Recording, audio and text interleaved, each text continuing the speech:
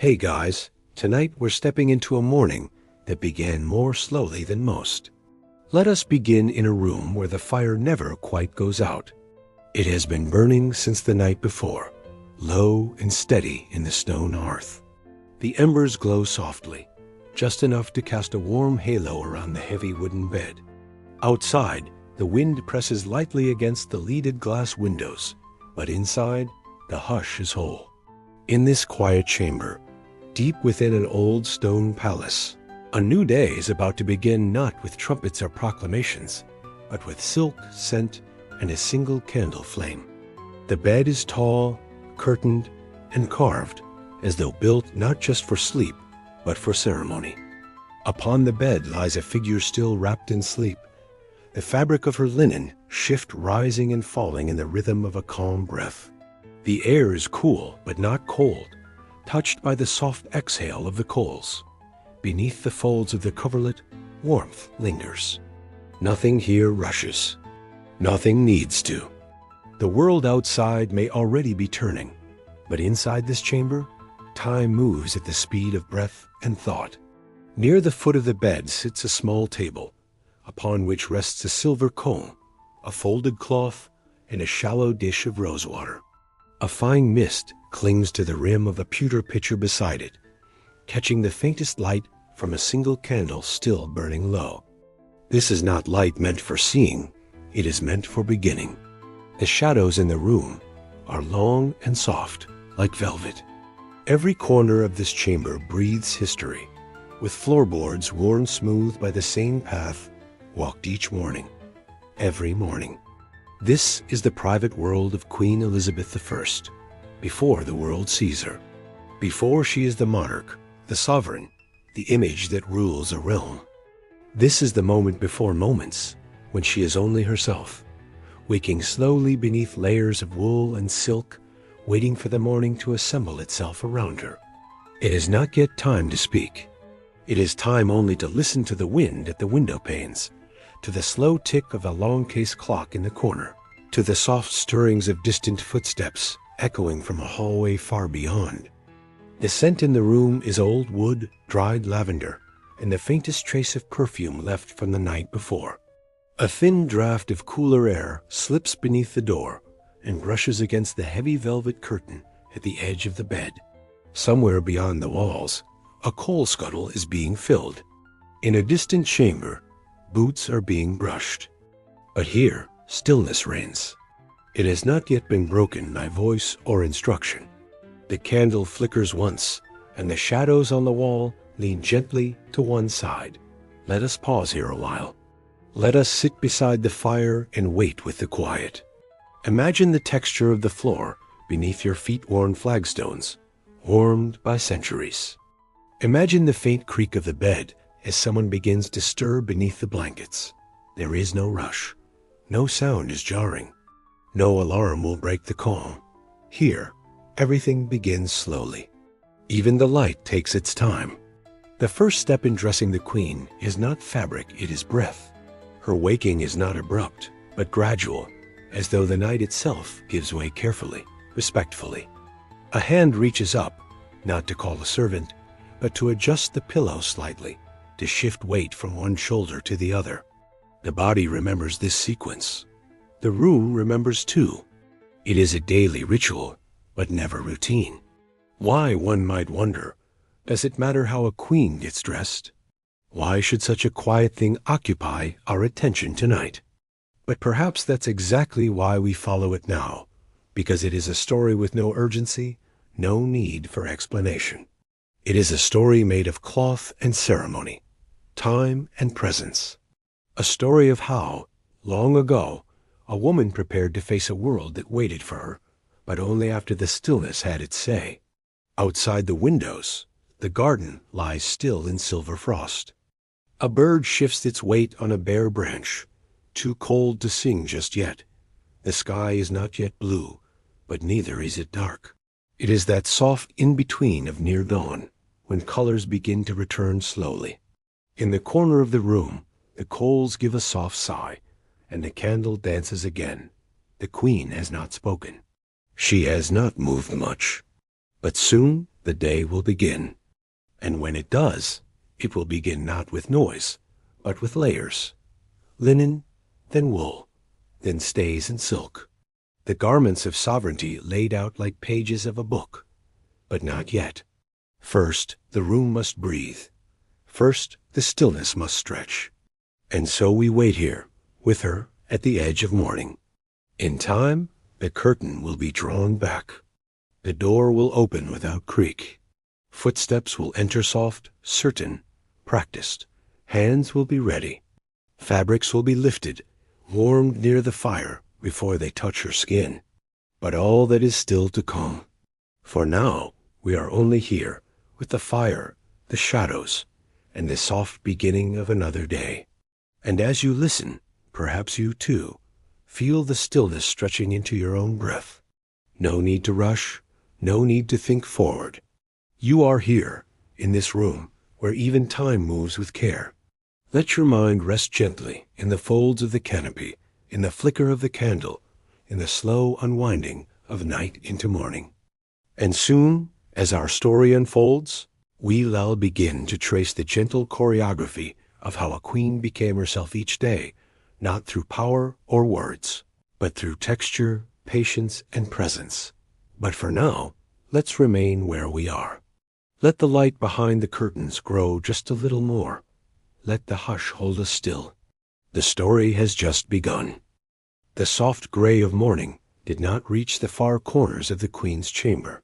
It filtered in slowly, layer by layer, like a mist folding over a still lake. No single moment announced itself. Instead, light pooled gradually at the base of the stone windows, touching the worn edges of the tapestries that lined the walls with patterns of faded gold and forest green. The air remained cool, not cold, and carried with it the hush of centuries thick, respectful, and slow. Beyond the heavy door, the halls were quiet.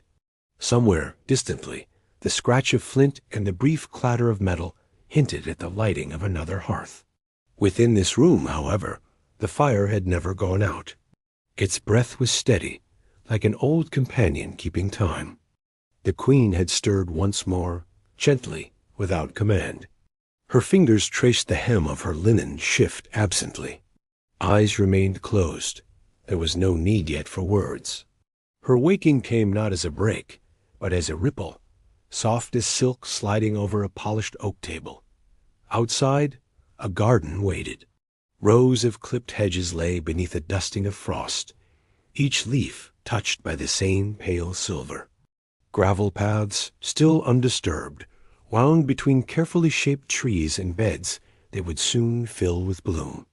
No foot had yet passed along them this day. Even the birds, those faithful watchers, had not broken into song. The garden, like the palace, was in a state of pause, as though holding a breath. Inside, preparations moved quietly into place. The royal attendants entered the outer room of the queen's chambers. Their steps were soundless, guided by habit rather than instruction. No need for greetings or glances. Each knew their place, each gesture a thread in the tapestry of the morning. One carried a small iron warming pan, another bore fresh linens folded into squares. They moved as dancers might, not to perform, but to preserve rhythm. In the anteroom, a wardrobe had been opened. Within it, layers of fabric rested in gentle heaps. Petticoats, underskirts, bodices embroidered with pearls so small they caught only the finest light. Each was chosen not with urgency, but with care. Not for grandeur, but for presence. The queen's clothing was never merely clothing. It was declaration, ritual, and memory stitched into form. But for now, they waited, quiet and unruffled. A single basin was placed on a low table near the hearth, filled with water that had been warmed just enough. A cloth, thin and neatly rolled, rested beside it. A servant added a few drops of scented essence, something faintly herbal, something clean. The steam that rose was barely visible, but carried a comfort that was centuries old. The queen remained still for some time longer. Her mind, perhaps, wandered over the day ahead. Or perhaps it did not wander at all. She might have been remembering a song she once heard, or counting the brushstrokes in a painting near the hearth. She might not have been thinking of anything in particular. For a few moments more, she simply lay within the embrace of the bed, not entirely asleep, not yet awake. This space, this pause, was hers alone. The attendant who knew her best moved quietly to the bedside. She did not speak. Instead, she adjusted the candle's wick slightly to draw more light. She placed the warming pan at the foot of the bed, careful not to touch the covers. Her movements, practiced for years, were made with the gentleness of someone arranging flowers rather than serving royalty.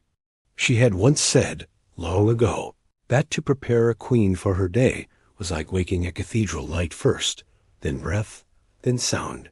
When the queen's eyes opened, they did so without surprise. There was no startle, no gasp, only a slow blink, as if the room itself were being viewed for the first time. She did not speak, but the glance she gave to the window was enough. Outside, the frost still clung to the glass, forming a delicate lacework only the cold could create. Within, warmth continued to rise. At a soft nod from the queen, the attendants began. The basin was brought forward. The cloth was wrung carefully, not dripping, not dry. One hand reached out to receive it, fingers steady despite the years. Her skin bore the faint memory of rings once worn, long since set aside. The cloth met her face in slow circles: forehead, cheeks, neck. It was not a washing. It was a welcome. With the face refreshed, a second cloth followed, this one slightly coarser, meant to dry. The queen did so herself. Then, at last, she sat upright, her hands resting lightly on her lap. Her hair, still unbound, tumbled slightly over her shoulders. A warm brown, streaked with threads of silver, not styled, not set, just hair resting. And in that moment, the day had truly begun. Not with sound or decree, but with quiet. The first layer of linen would follow, then the warming of shoes by the hearth, then the comb, drawn gently through her hair. But each would come in its time, for now she was awake, and the chamber, though still hushed, was no longer asleep. The light through the window had brightened just enough to reveal the texture of the tapestries. Stories of kings and dragons, of roses blooming amid battlefields, played out in quiet color along the walls. But today, those stories would wait. Today, the tale would be woven not in myth, but in movement, the slow layering of a queen into her form, into her day, into her image. And still, beyond the chamber, the palace held its breath. No proclamations had been made. No names had been called. But something ancient had shifted like a ship pulling softly from the dock. A day had begun. The queen had risen, and the hush that surrounded her had been gently stirred. We will follow it, this quiet transformation. We will watch as linen gives way to silk, as the fire warms the soles of embroidered shoes, as the scent of rose and myrrh blend with the slow dance of hair being gathered. There is no hurry, only this steady unfurling. Next, we move into the wardrobe, where each layer rests waiting. Each piece has a name, a purpose, and a place. The queen's image will not be built in a single motion. It will unfold like morning itself.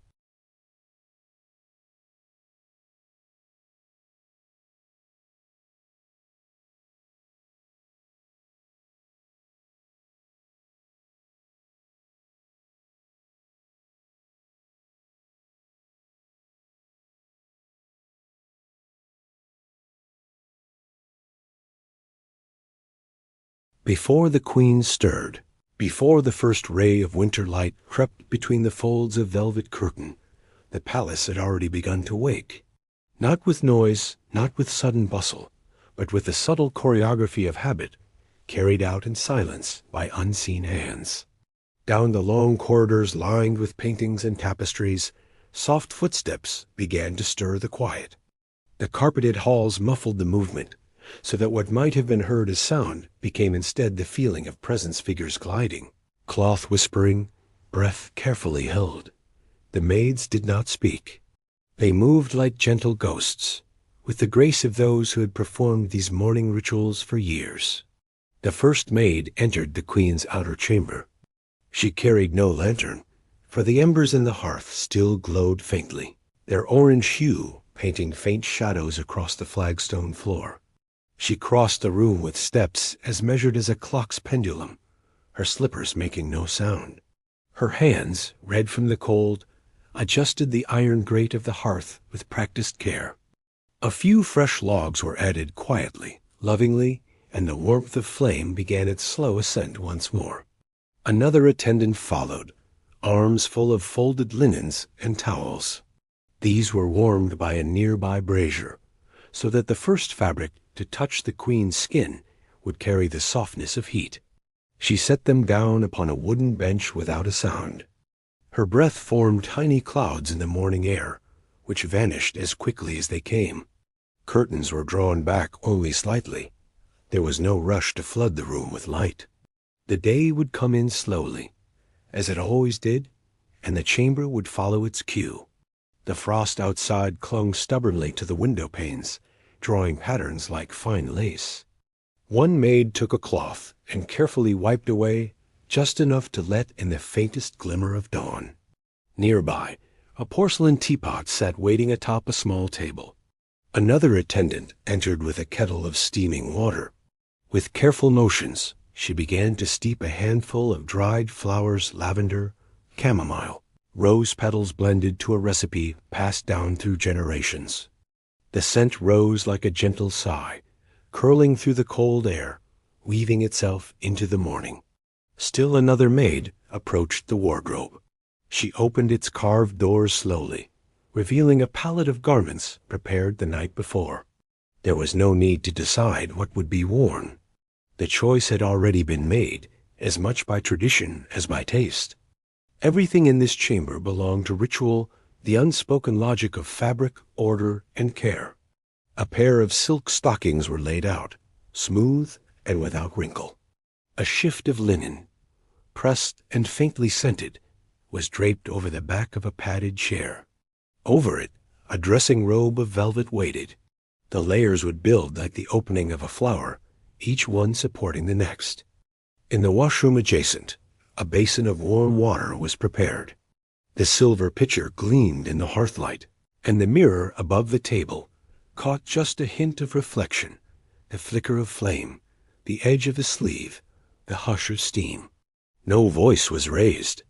The attendants moved not in response to commands, but in anticipation of them. As they worked, time itself seemed to stretch. There were no clocks visible in the chamber, but everything followed a rhythm older than ours. A rhythm measured in folds, in footsteps, in steam rising from a porcelain cup. In one corner, a small writing desk held a closed journal and an inkwell. The maid responsible for dusting its surface did so gently, careful not to shift anything out of place. The queen would not write until later, if at all, but the desk waited with the same patience as everything else. One attendant lit a beeswax candle near the dressing table, adding to the glow. The scent of honey joined the gentle bouquet of flowers from the tea. The room was becoming not just warmer, but fuller filled with care, with the invisible layering of attention. Outside, the sound of frost melting from the eaves added its own quiet voice. A slow drip, then another. The hush of morning held steady. Even the birds beyond the window seemed to know to wait. Within the walls, the maids moved as if rehearsing a long-remembered performance. Each movement had a beginning, a middle, and an end. Nothing was rushed, nothing forgotten.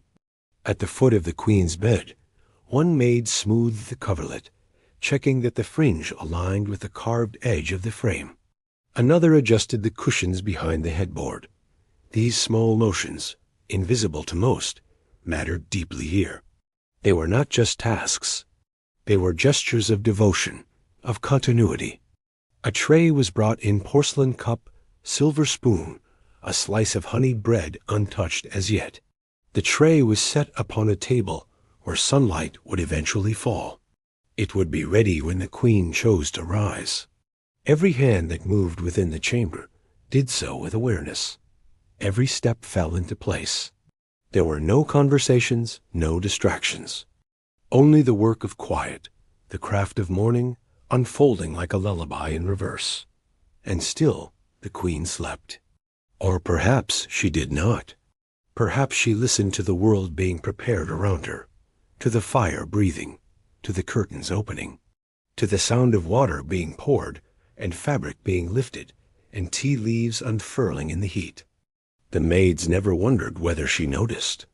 That wasn't why they moved as they did. They moved because it was the way things were done, because care was not conditional, because silence had its own music. By the time the queen stirred, the room was ready. The air had changed. The light had found its corners. The scent of flowers, fire, and beeswax had settled. The chamber was no longer merely a place to rest. It had become a stage for the gentle unfolding of day. And so, as she opened her eyes and breathed in the quiet luxury prepared for her, she was not startled. She was not jarred awake.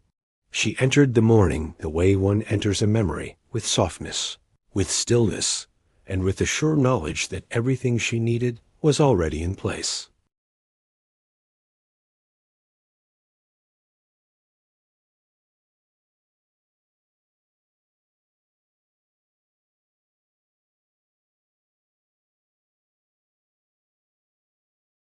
The morning had deepened gently, with light now spreading across the polished wooden floors in long, patient stripes.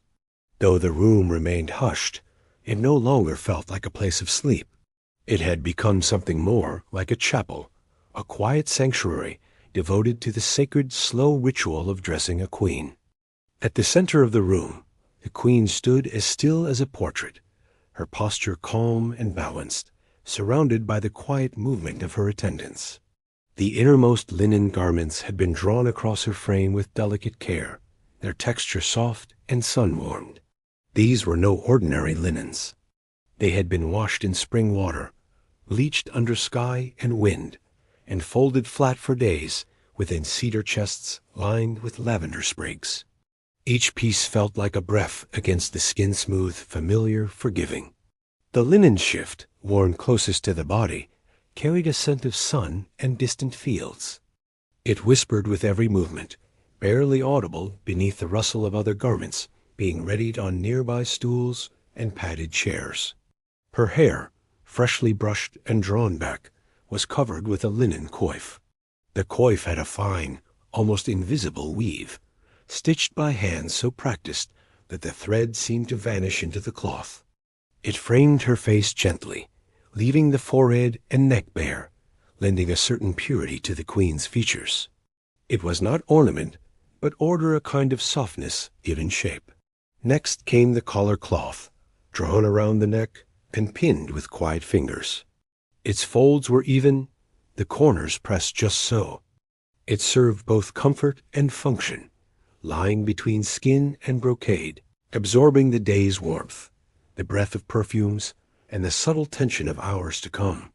In a small wooden box beside the bed, a collection of ribbons had been prepared, soft green silk, dusty rose, a gentle gold. These were not garish or meant for display. They were chosen for how they rested against linen, how they nodded without puckering, how they seemed to belong without being noticed. The maid responsible for the ribbons moved carefully. Her fingers, while sure, paused slightly at each bow, as if giving the ribbon a moment to settle into place.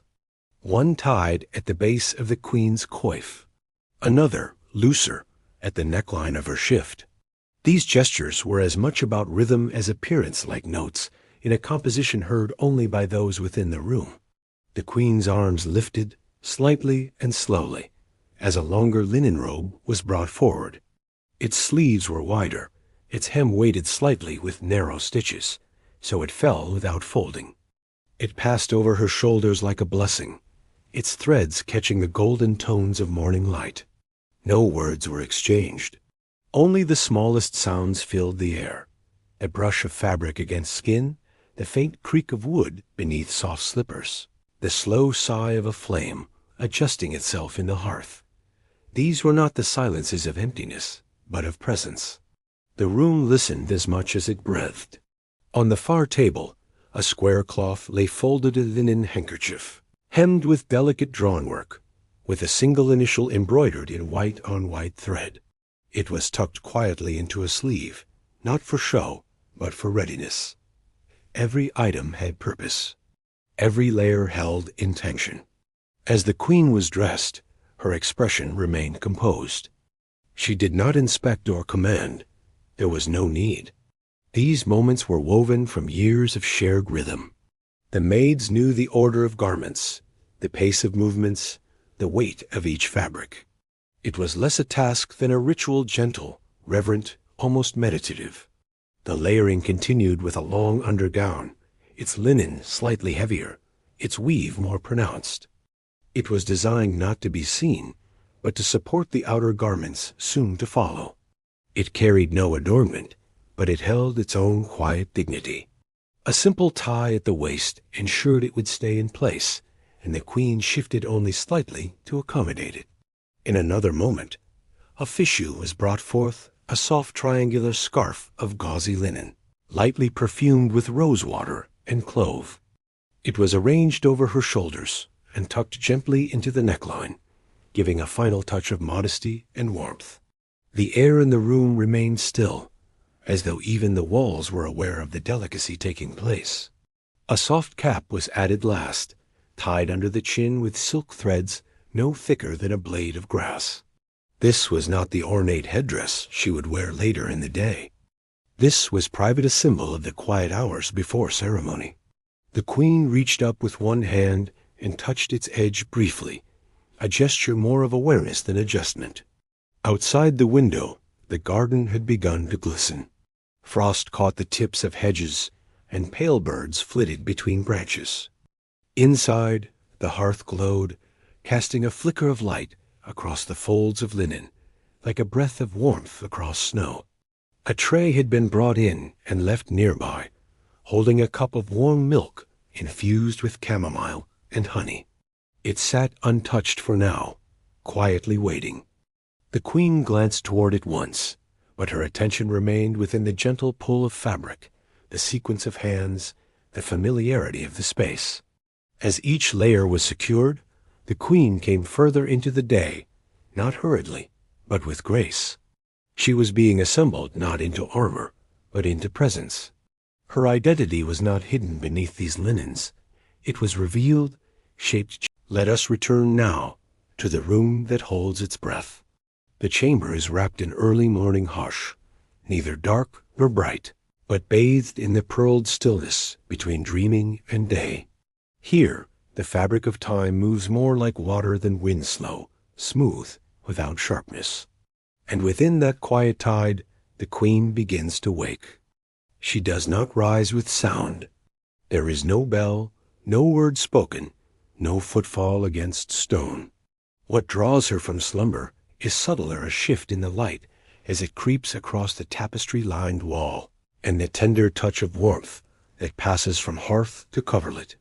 It is the scent of fresh linens warmed by breath, and a distant, trailing note of lavender from the linen chest near the door. These are the threads that tug gently at the edge of sleep. Her breath moves first, slow and shallow. Then a hand, one finger at a time, emerges from beneath the heavy woolen blanket. Her fingers trail the surface of the pillow, a smooth sea of fine linen, still cool at the edges, but gathered with warmth at the center. There is no haste in this movement. It is not the beginning of a day. It is merely the closing of the night's last chapter. The queen remains still for a time, her thoughts unfurling like ribbons in water. No decision is made to wake. She simply allows awareness to return. The silence is thick, not oppressive but sacred, like the hush of a small chapel when no one sings. Around her, the chamber remains unmoving. Even the fire chooses not to crackle, but to hum faintly within its stones. The bed itself is vast, though never lonely. The carved posts reach skyward, each bearing motifs of roses and lions, symbols of power etched into soft wood with a craftsman's patience. The canopy hangs heavy above, embroidered in silk with stories only the queen knows by heart, scenes of gardens, distant seas, and constellations long out of season. The sheets are layered. Beneath her lies linen, crisp but softened by time. Over her, a weighty coverlet of wool, hand-woven and thick, holds the warmth of sleep close to her frame. It does not trap her, but anchors her in comfort. A second, lighter blanket rests above, edged with golden fringe. The whole ensemble breathes gently, like a fabric cocoon keeping the chill of the morning at bay. Elizabeth's eyes open, but she does not blink. There is no suddenness in her gaze. She simply begins to see the flickering of the fire's reflection on the far wall, the outline of a picture placed carefully on the washstand, the slow sway of the tapestry in the draught from the narrow casement window. Each object has its place. Nothing intrudes. Her thoughts, still fogged by sleep, do not rush into focus. Instead, they float, like mist above a quiet pond. There is no list of tasks awaiting her, no calendar in her mind. The world does not knock at her door. Not yet. She is a woman in her room, with her breath, her thoughts, and the soft rise and fall of morning light. Somewhere beyond the room, perhaps far below, someone stirs a pot of water. The scent of herbs wafts faintly chamomile or lemon balm, something meant not to wake, but to soothe. The queen's lips part, not to speak, but to let a fuller breath pass.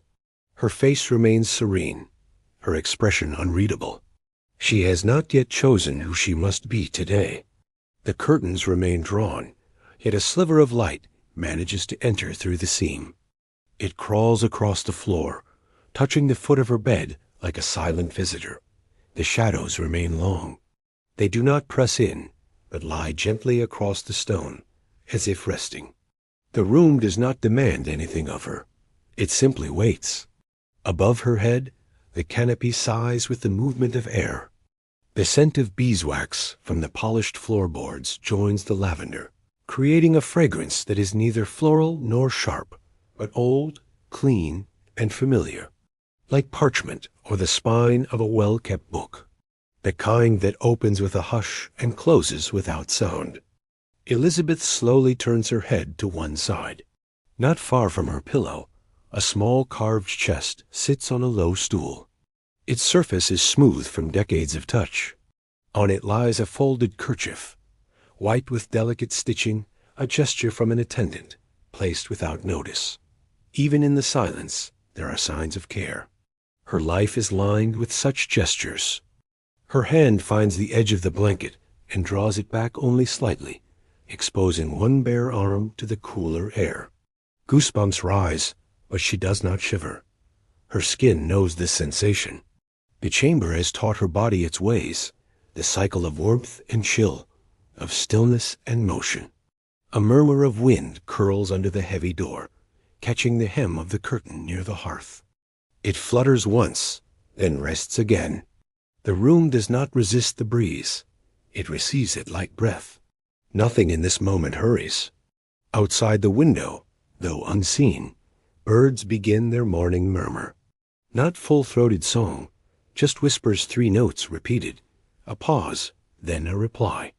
The queen's eyes drift toward the ceiling, where a faint line of shadow marks the beam that holds the room's center.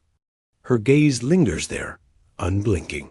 Then, as gently as the tide coming to shore, she draws her arms from beneath the blanket and lets them rest atop it. Her fingers curl once, and release. The stretch is slight, almost invisible. Yet it is the first movement of the day that belongs entirely to her. A soft knock sounds so soft it might be imagined. The signal is not to wake her, but to let the waiting begin. Beyond the door, slippers pause, baskets are balanced, and water waits in warmed basins. But the queen does not move yet. She does not need to. This awakening is not the beginning of action, but of awareness. There is no crown, no lace collar, no audience. There is only the presence of a woman in a carved bed, beneath woven layers, in a chamber that knows her breath. And so the day begins not with command or proclamation, but with a breath, and then another. And then, with nothing more than stillness, the queen returns to the world.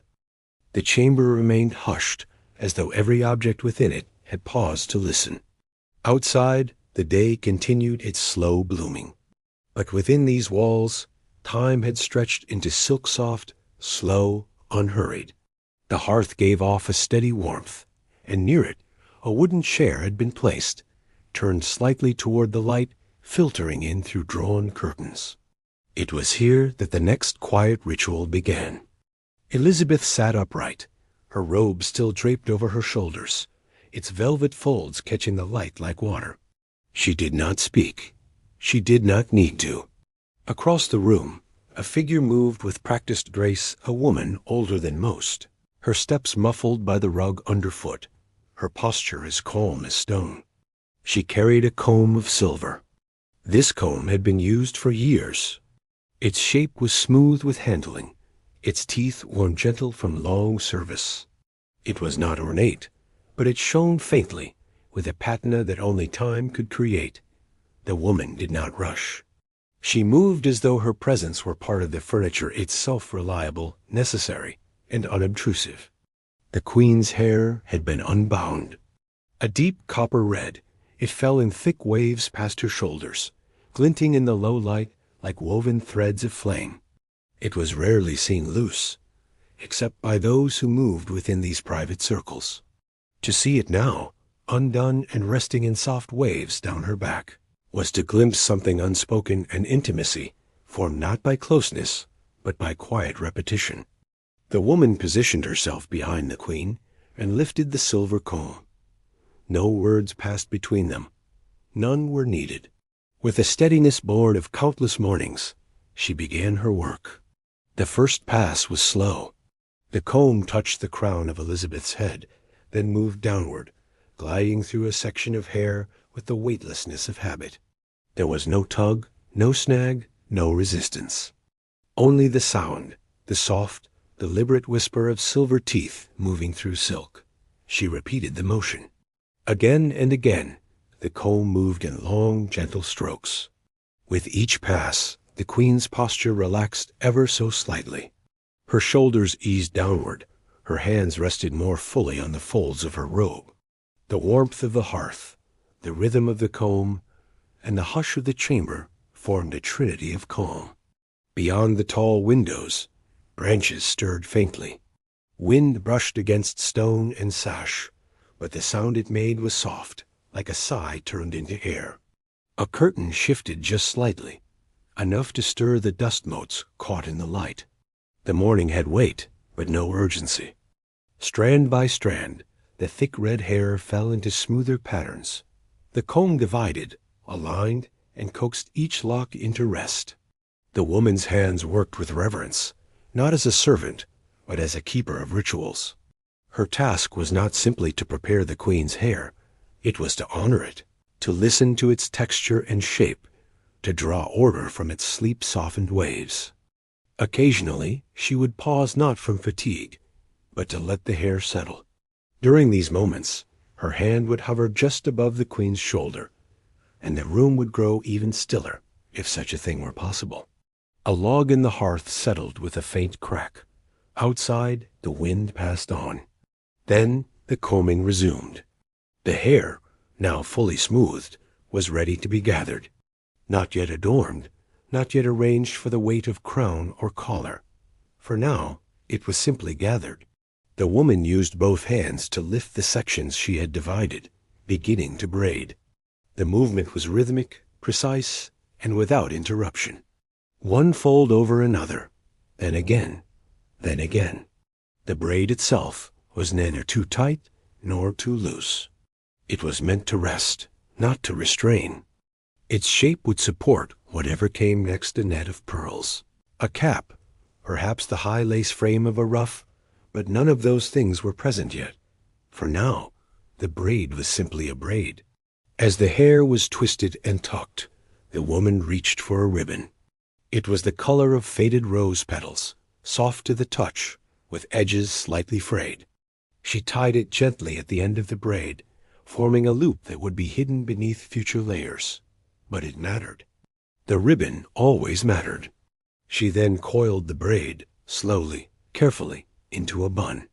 Not the ceremonial coil worn in state, but a modest, functional spiral tidy, balanced, comforting.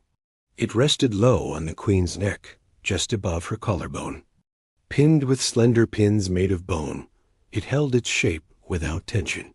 Throughout the entire ritual, the queen remained still, not rigid, not detached, simply present. Her gaze remained unfocused, resting somewhere between the light on the floor and the edge of the chair's arm. Her mind, perhaps, drifted elsewhere. Or perhaps it stayed right here, in the feel of the comb, the pull of the braid, the press of the ribbon. Hair, after all, carries memory. Each strand a thread spun from time itself. The care with which it was treated echoed care for something deeper, not vanity, but identity.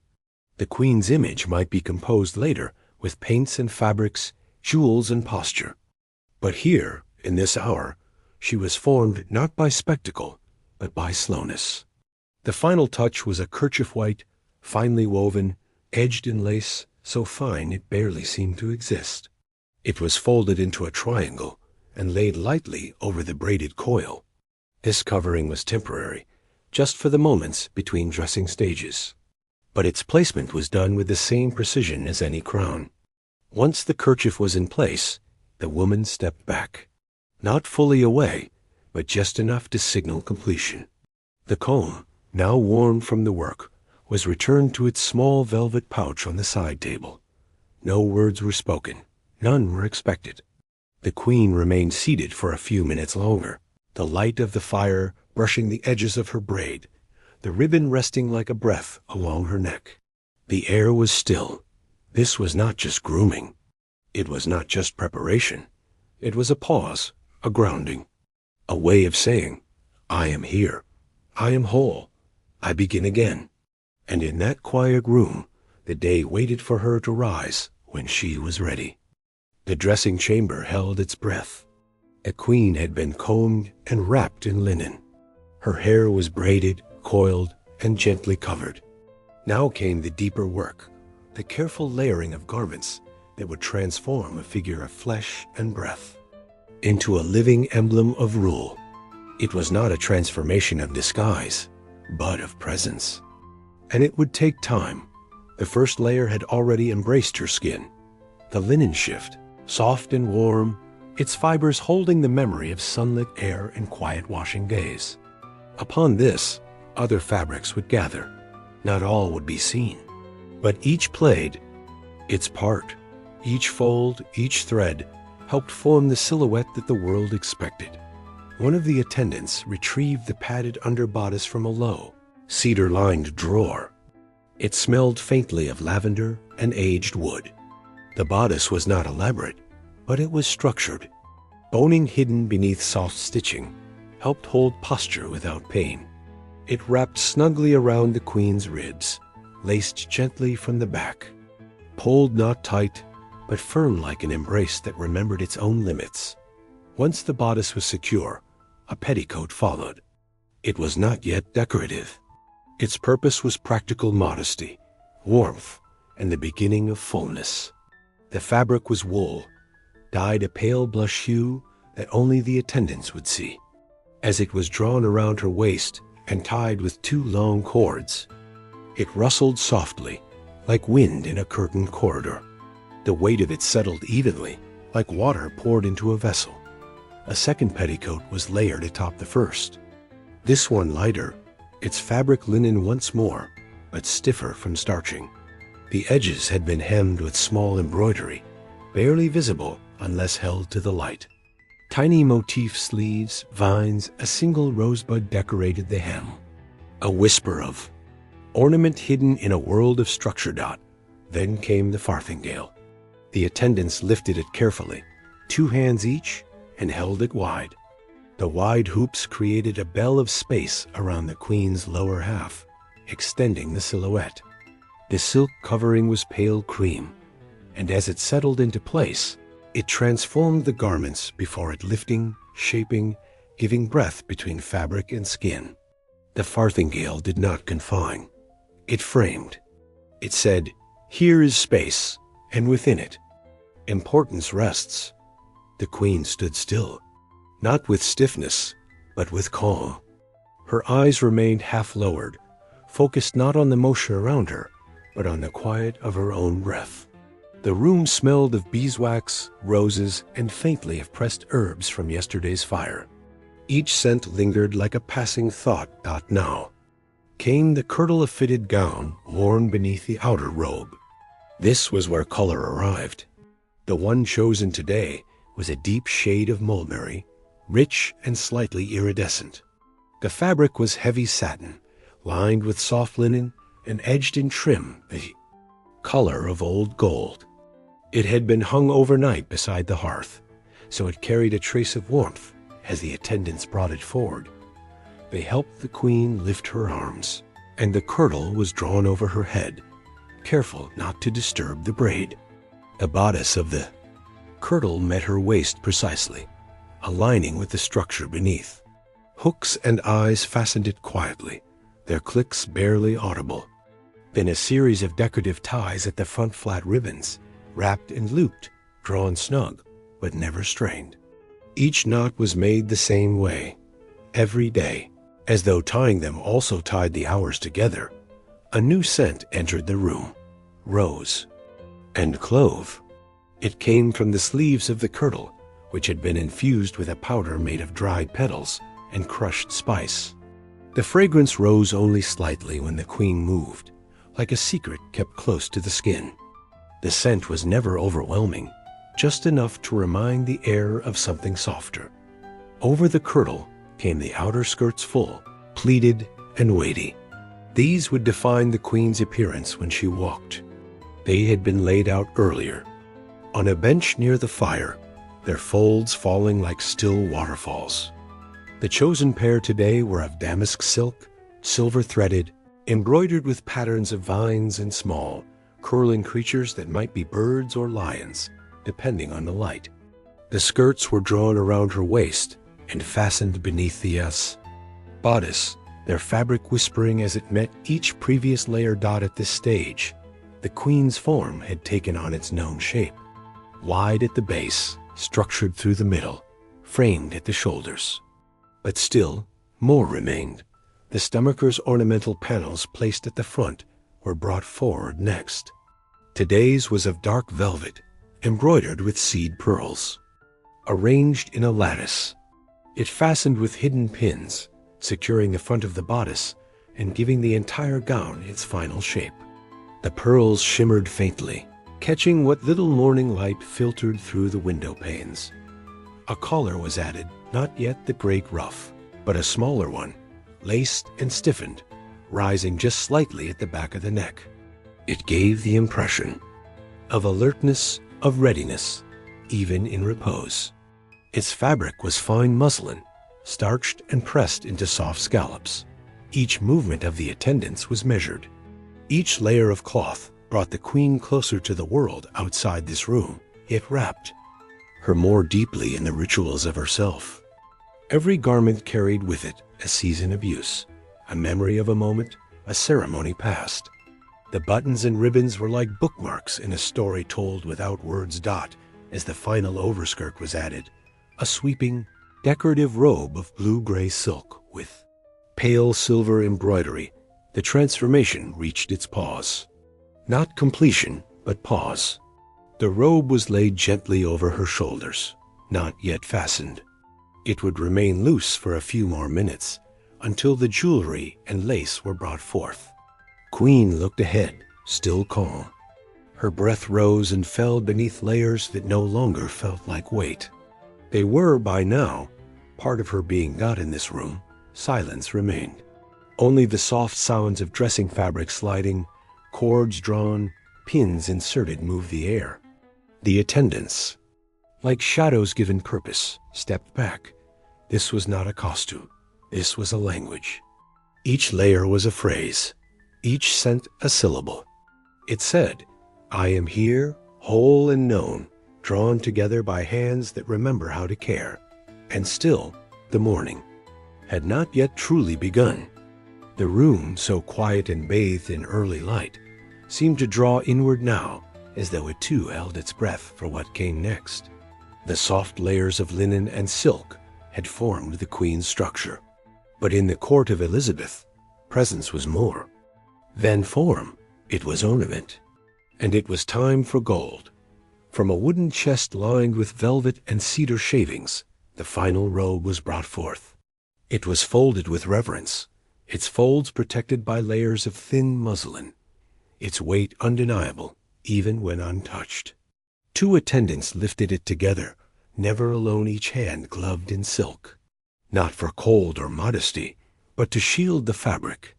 From oils, from the unnoticed residue of skin, the gown shimmered in a light not quite real. Gold thread wound through it in patterns too delicate to name, neither floral nor geometric, but something that whispered of branches, breath, and time. The base fabric was a heavy silk brocade, a shade of pale bronze that warmed in the light.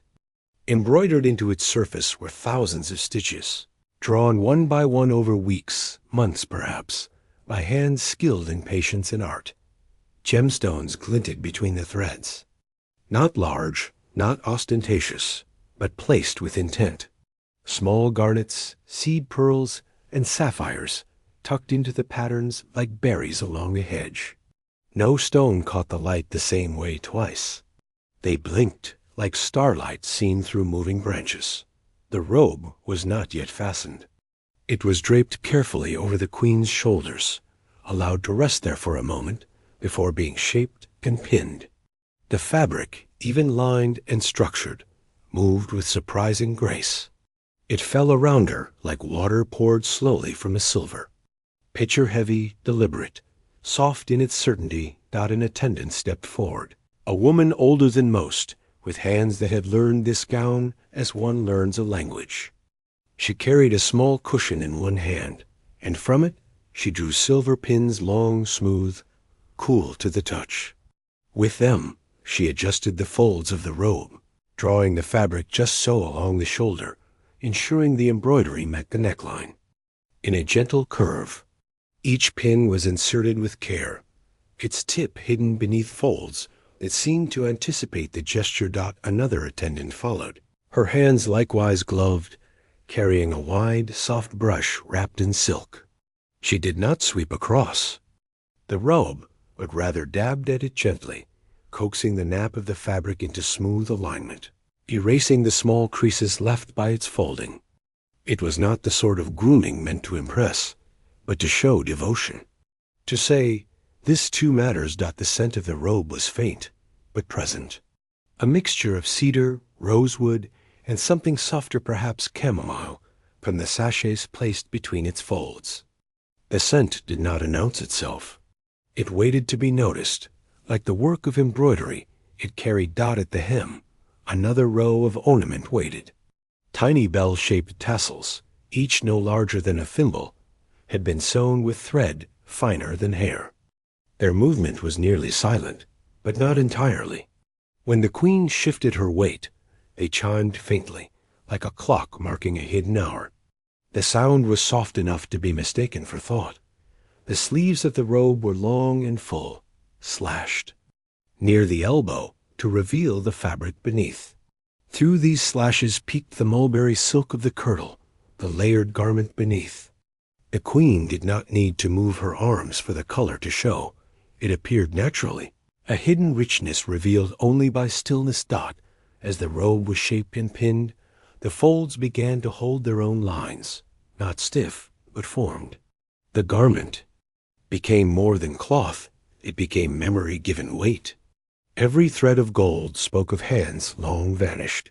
Every stone held light gathered from windows no longer open.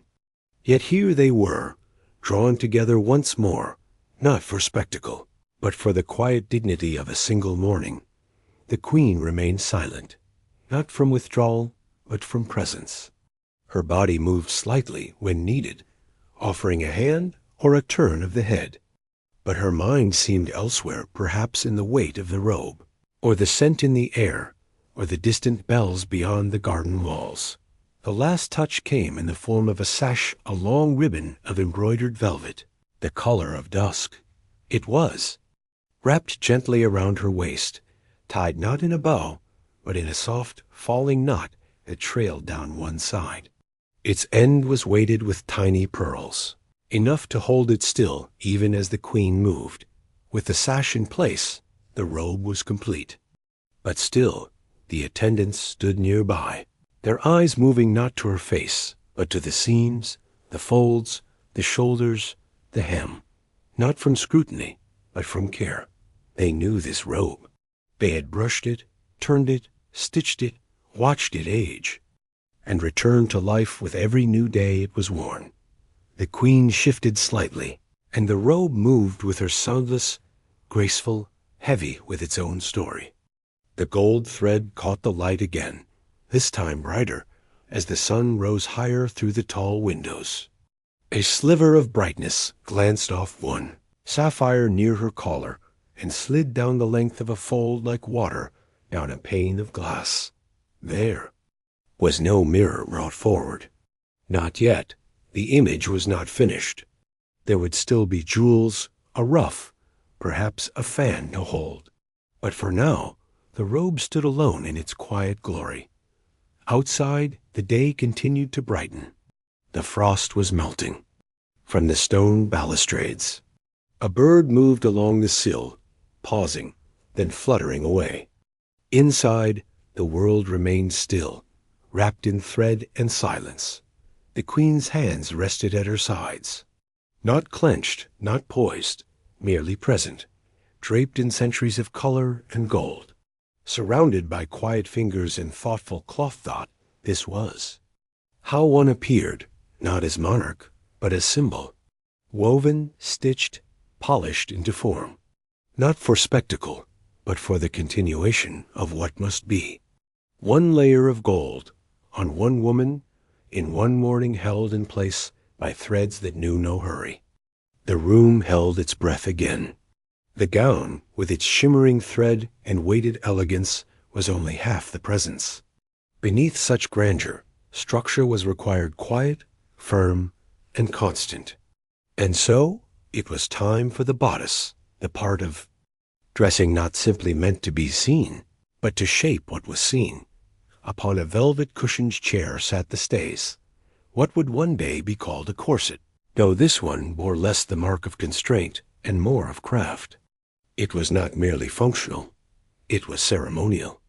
And yet, there was no ceremony in the moment itself, only slowness. The stays were made of heavy silk, dyed a muted rose, nearly the color of faded parchment.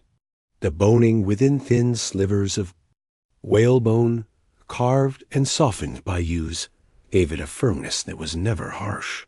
It had molded over time to the queen's form, holding shape not in defiance, but in memory. Its inner lining was brushed cotton, worn smooth, comforting to the skin.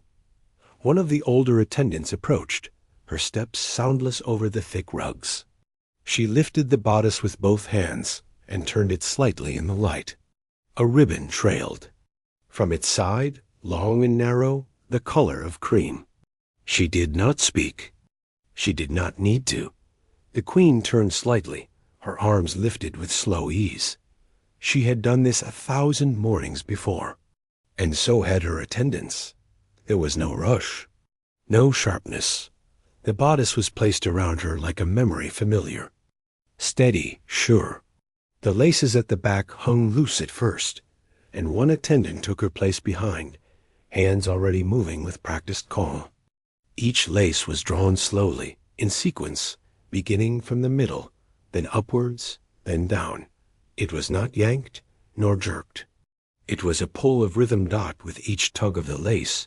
There came a breath deep, slow, measured. The queen did not brace herself. She inhaled as though drawing in the day itself, allowing the stays to find their place along her ribs. The tightening was gentle, firm only in the way a hand rests to steady, not to hold.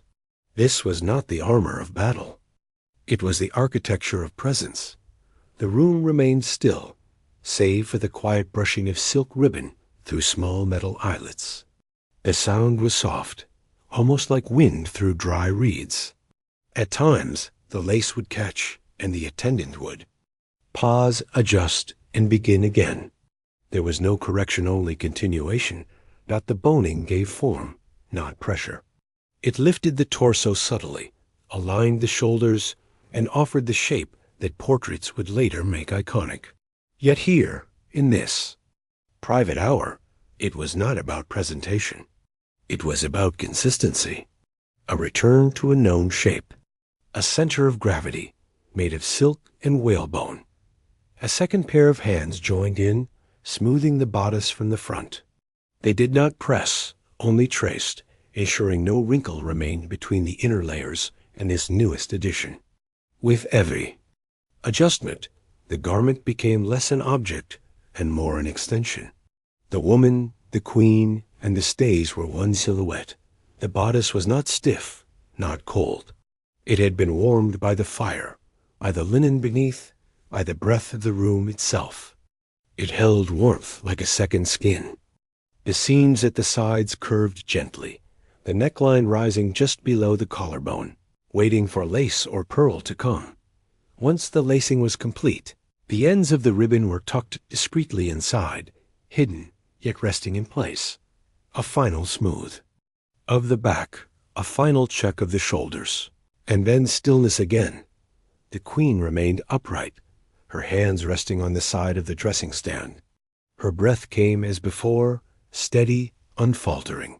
She felt no compression, only alignment. The bodice reminded her spine where to rest, her chin where to lift. It was not tight. It was right. Over the bodice, a small overlayer of gauze was draped a chemisette of the finest lawn, just visible at the neck. It added softness to the edge, a whisper of comfort between silk and skin. Its edges were scalloped, stitched by hand, with tiny stars embroidered in white thread along the hem. They could not be seen from afar. They were not for others' dot. The silence of the room seemed to deepen then, not because of weight, but because of balance. Every piece had met its place. Every layer had spoken with the next. The queen had become more herself, with each touch not masked, but clarified. The bodice, with its subtle strength, carried more than posture. It held memory. The form it offered was the form that thousands had seen, in court, in paintings, in ceremony. But here, alone with the quiet presence of her attendants and the hush of morning light, it was merely comfort in constancy. One attendant stepped back to observe. Another reached for a brush, not for the gown, but for the seat where the bodice had rested. She swept it clean, restoring the velvet surface with soft circular strokes. Everything, once touched, was cared for again. Outside, a soft tapping began, the sound of dew slipping from ivy to window ledge. A breeze stirred, lifting one corner of the curtain by the smallest amount. It fluttered, then fell still. The fire snapped quietly, one small pop, then silence. The queen's reflection could now be glimpsed, faintly, in a tall oval mirror leaning against the opposite wall. She did not look directly at it. There was no need. The body beneath the robe, now shaped by stays and care, was as she knew it must be familiar, correct, hers. This was not constraint. This was the embrace of habit, the shaping of silence into something tangible. In a world where voices clamored and glances judged, the bodice held the queen with quiet grace. Not to bind, but to support Dot in this still hour, before jewels, before crown, before throne, the queen stood lifted, supported, and known. Morning had grown deeper, though the hush within the chamber remained. The fire glowed quietly, and the window curtains had been drawn just wide enough to allow the soft winter light to stream in. It was pale and diffused, as though the sky had taken a long breath before speaking. The queen stood motionless, her form composed, her gown already shaped and steadied by layers beneath. Now came the moment of ornament, gentle, deliberate, and without a single wasted motion. On a long side table beside the dressing mirror sat a tray lined with velvet the color of dusk. Upon this tray, arranged with thoughtful care, rested the jewels of the morning, not the crown's weighty declarations, but smaller things. These were not for proclamation, but for presence. First came the pearls, a double strand, ivory-toned, each orb smoothed by time and tide. They sat coiled like a resting serpent, catching the pale light in their curved surfaces. They did not gleam so much as sigh with luster. No clasp had yet been fastened. They waited, familiar with patience.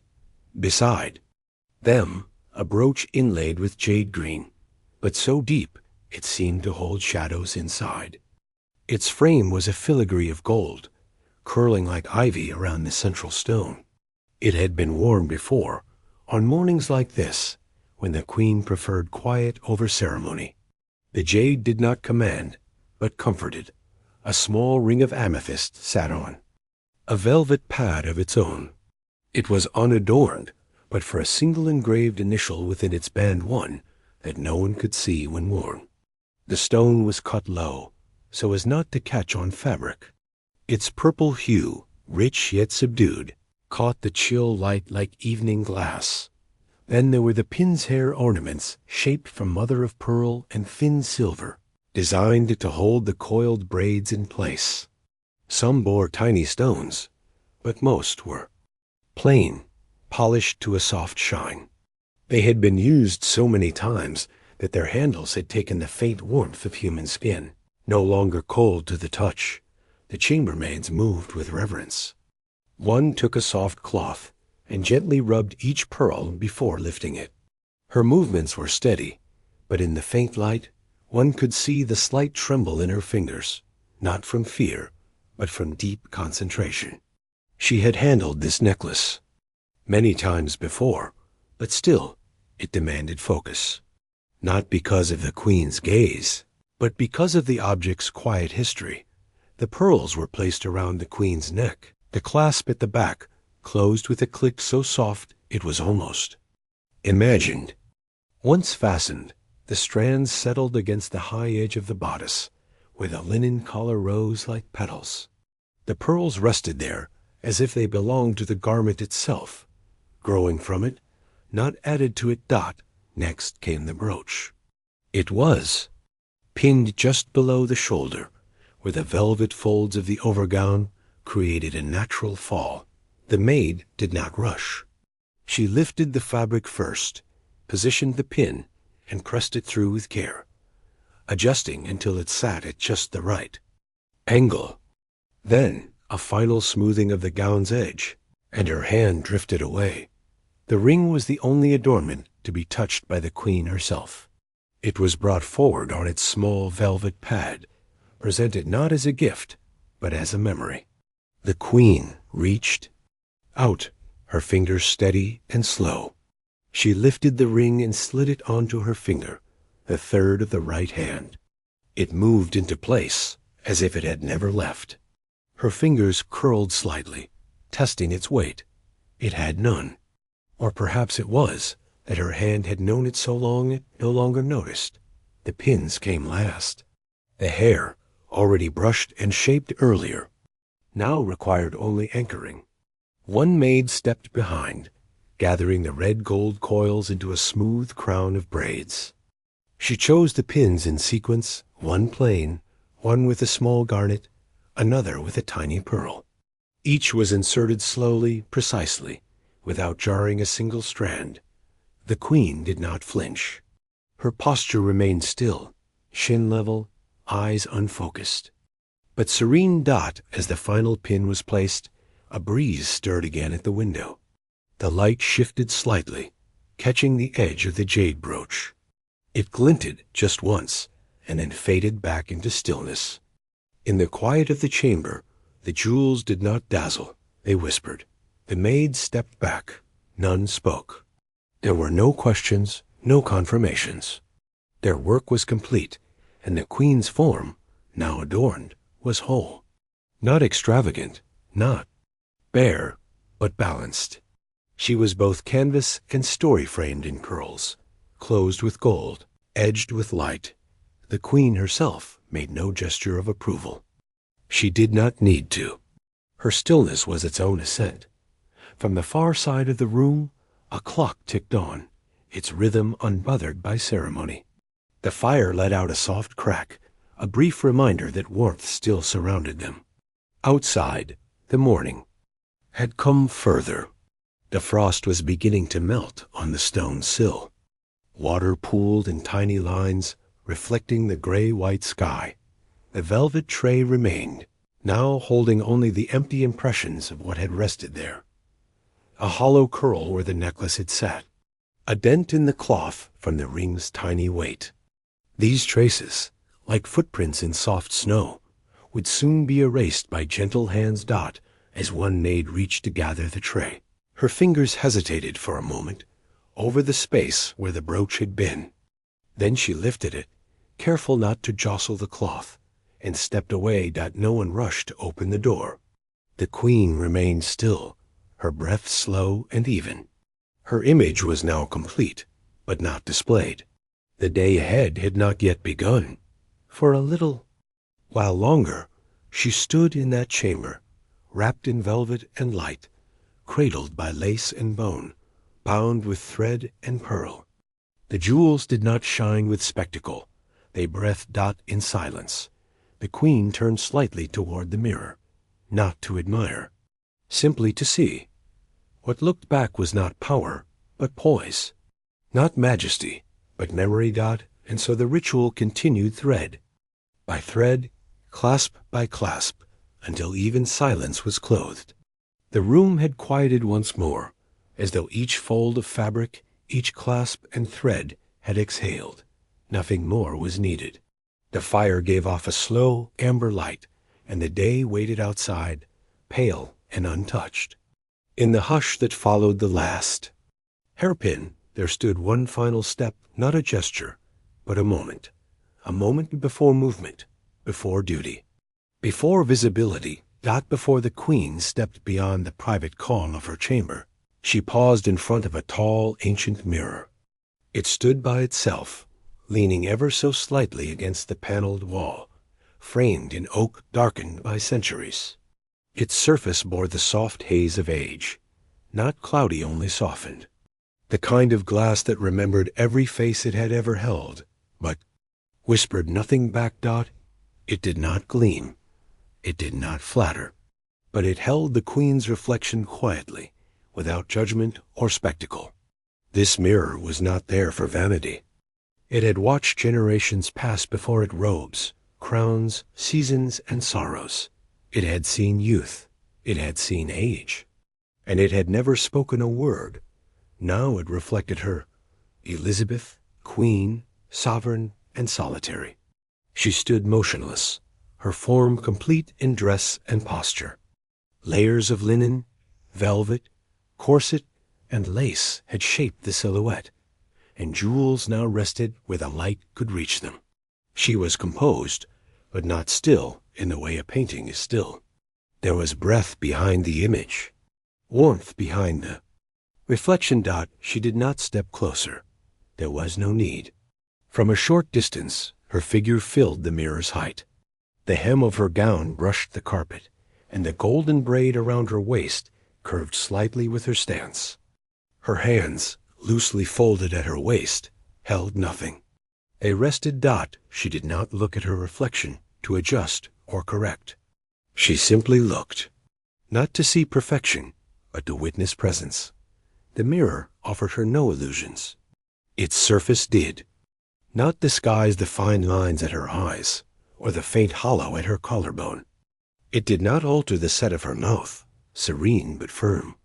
It gave back exactly what stood before it. And the queen, in turn, accepted the offering without flinch. This moment happened each morning, always at the end of the dressing ritual. It was not written in any court manual, nor spoken of between attendants. Yet it was known. A stillness, a pause, as though, for a breath, time itself held its own reflection. Behind her, the fire continued its quiet work. One log settled with a faint shift of ash. The faintest crackle passed through the chamber like a whisper too gentle to finish. Outside, the light had tilted ever so slightly more gold now than gray. It brushed the folds of the Queen's sleeve, catching the embroidered edge just where her wrist curved inward. Her reflection caught this too, the way light found thread, the way shadow softened form. The Queen did not smile, but her eyes blinked slowly, a signal of presence. A soft knock. At the outer door would come, eventually. A summons, a beginning, but not yet. This moment still belonged to neither the court nor the crown. It belonged to quiet, to space, to breath. One of the chambermaids waited a few steps behind, hands folded, eyes respectfully lowered. She had seen this pause many times. She did not move. She did not speak.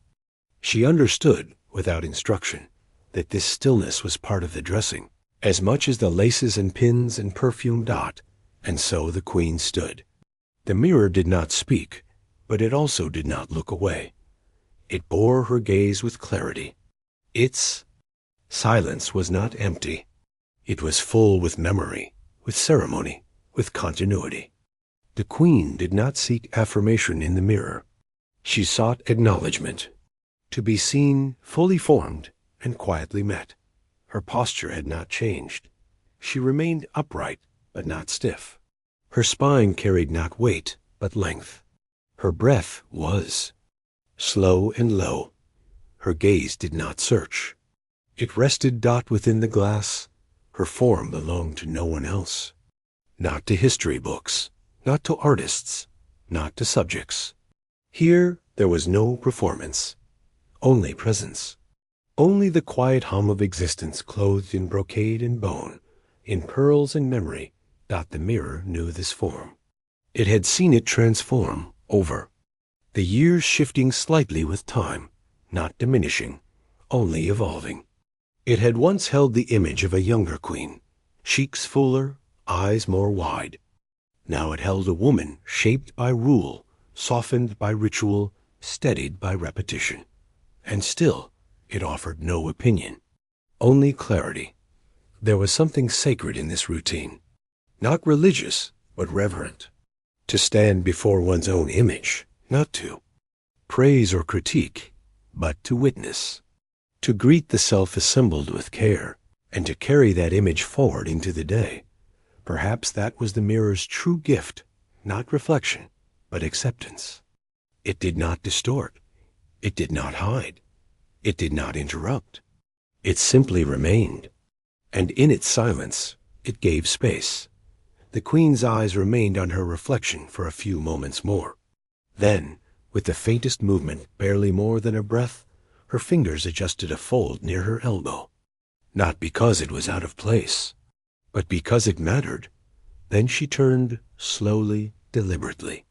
Her back now to the mirror, she walked away without glance or farewell. The mirror did not mind. It would remain quiet as ever, waiting for tomorrow. Attendant followed at a respectful distance, her hands still clasped. The Queen's steps made no sound on the thick rug. The door ahead stood closed, the world beyond it untouched by this silent communion. The mirror, now alone, reflected an empty room, a flicker of firelight, a swaying curtain, dust in a golden beam, all of it still held with the same quiet dignity. It would wake again. The air in the room had grown still, as if the morning itself were holding its breath. The final moments of preparation had arrived, not loud, not grand, but hushed and deliberate. Each movement now held a deeper weight, not in heaviness, but in meaning. This was the part of the ritual that dealt not in fabric or form, but in the quiet illusions of beauty. A small table had been drawn nearer to the window, where the soft light fell across its surface without glare. Upon it lay a shallow porcelain bowl, its edges painted in delicate cobalt blue, and inside, the powder a fine, pale dust, smooth as flour, cool to the touch. Next to it, a tufted puff of swan's down sat ready, waiting in silence.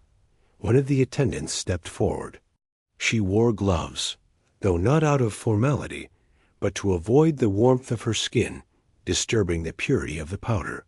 She lifted the puff gently, letting it hover over the bowl for a moment, then dipped it once, carefully, so as not to gather too much. The queen had already closed her eyes. Her face tilted slightly upward, offering its stillness like a canvas. The air carried the faintest scent of rice powder and orris root, subtle and dry.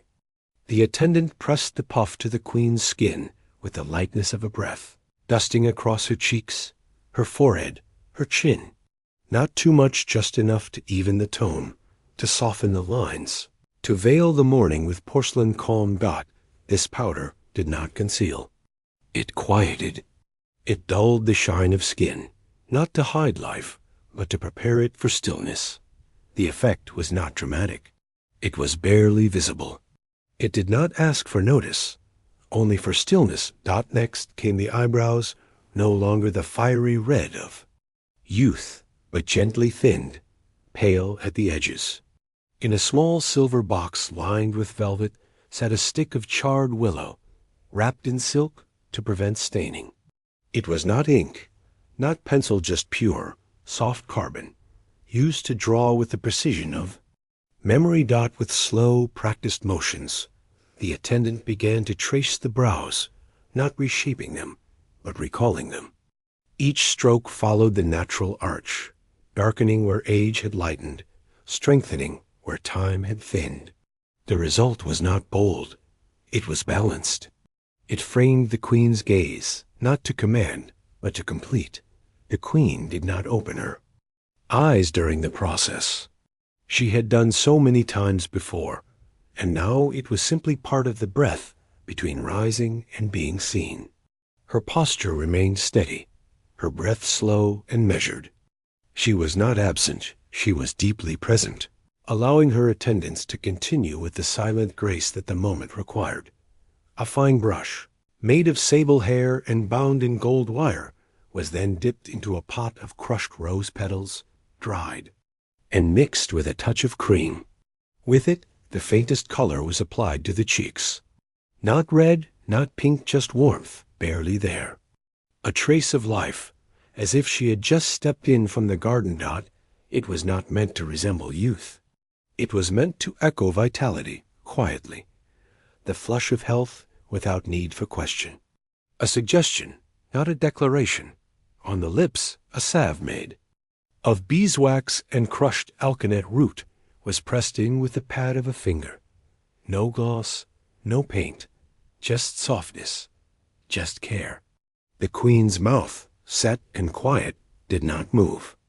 But in the light, it now held a tone that matched her presence, composed, serene. And then came the lace. While the powder settled and the oils were returned to their carved boxes, another attendant approached with the smallest piece of the ensemble, a fine band of Flemish lace, no longer than a ribbon.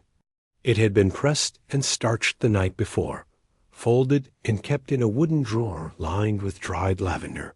Its pattern was impossibly delicate, like frost on a window pane or the veins of a leaf. Some said it took 6 months to make a length the size of a hand.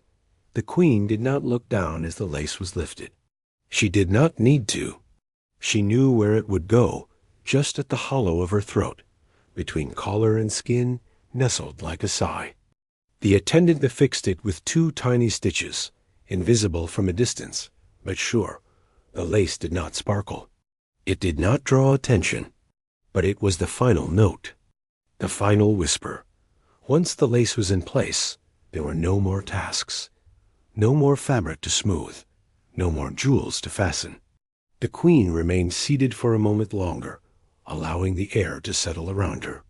The room, once bustling in silence, was now still in silence. The mirrors did not move. The candles did not flicker. Even the dust seemed to hang, suspended, waiting. In this quiet, the queen opened her eyes. She did not speak. She did not need to. The attendants stepped back together, their hands folded, their gazes soft. Their work was done, and not a word had been spoken. She stood. The gown flowed around her like a memory. The jewels, already set in place, caught the morning light and returned it as if echoing. But it was the powder, the charcoal, and the lace that completed her. Not because they added, but because they finished. She turned slightly, not to check, not to admire, but to move, to continue. Her reflection in the tall mirror caught her in profile. There was no surprise. This was not transformation. This was return. As she passed the powder table, one final thing remained. A folded cloth used to dust away the excess, to ensure the skin remained matte and the details undisturbed. An attendant picked it up and with the lightest motion brushed across. The queen's temple, one last breath, one last touch. And so the ritual was complete.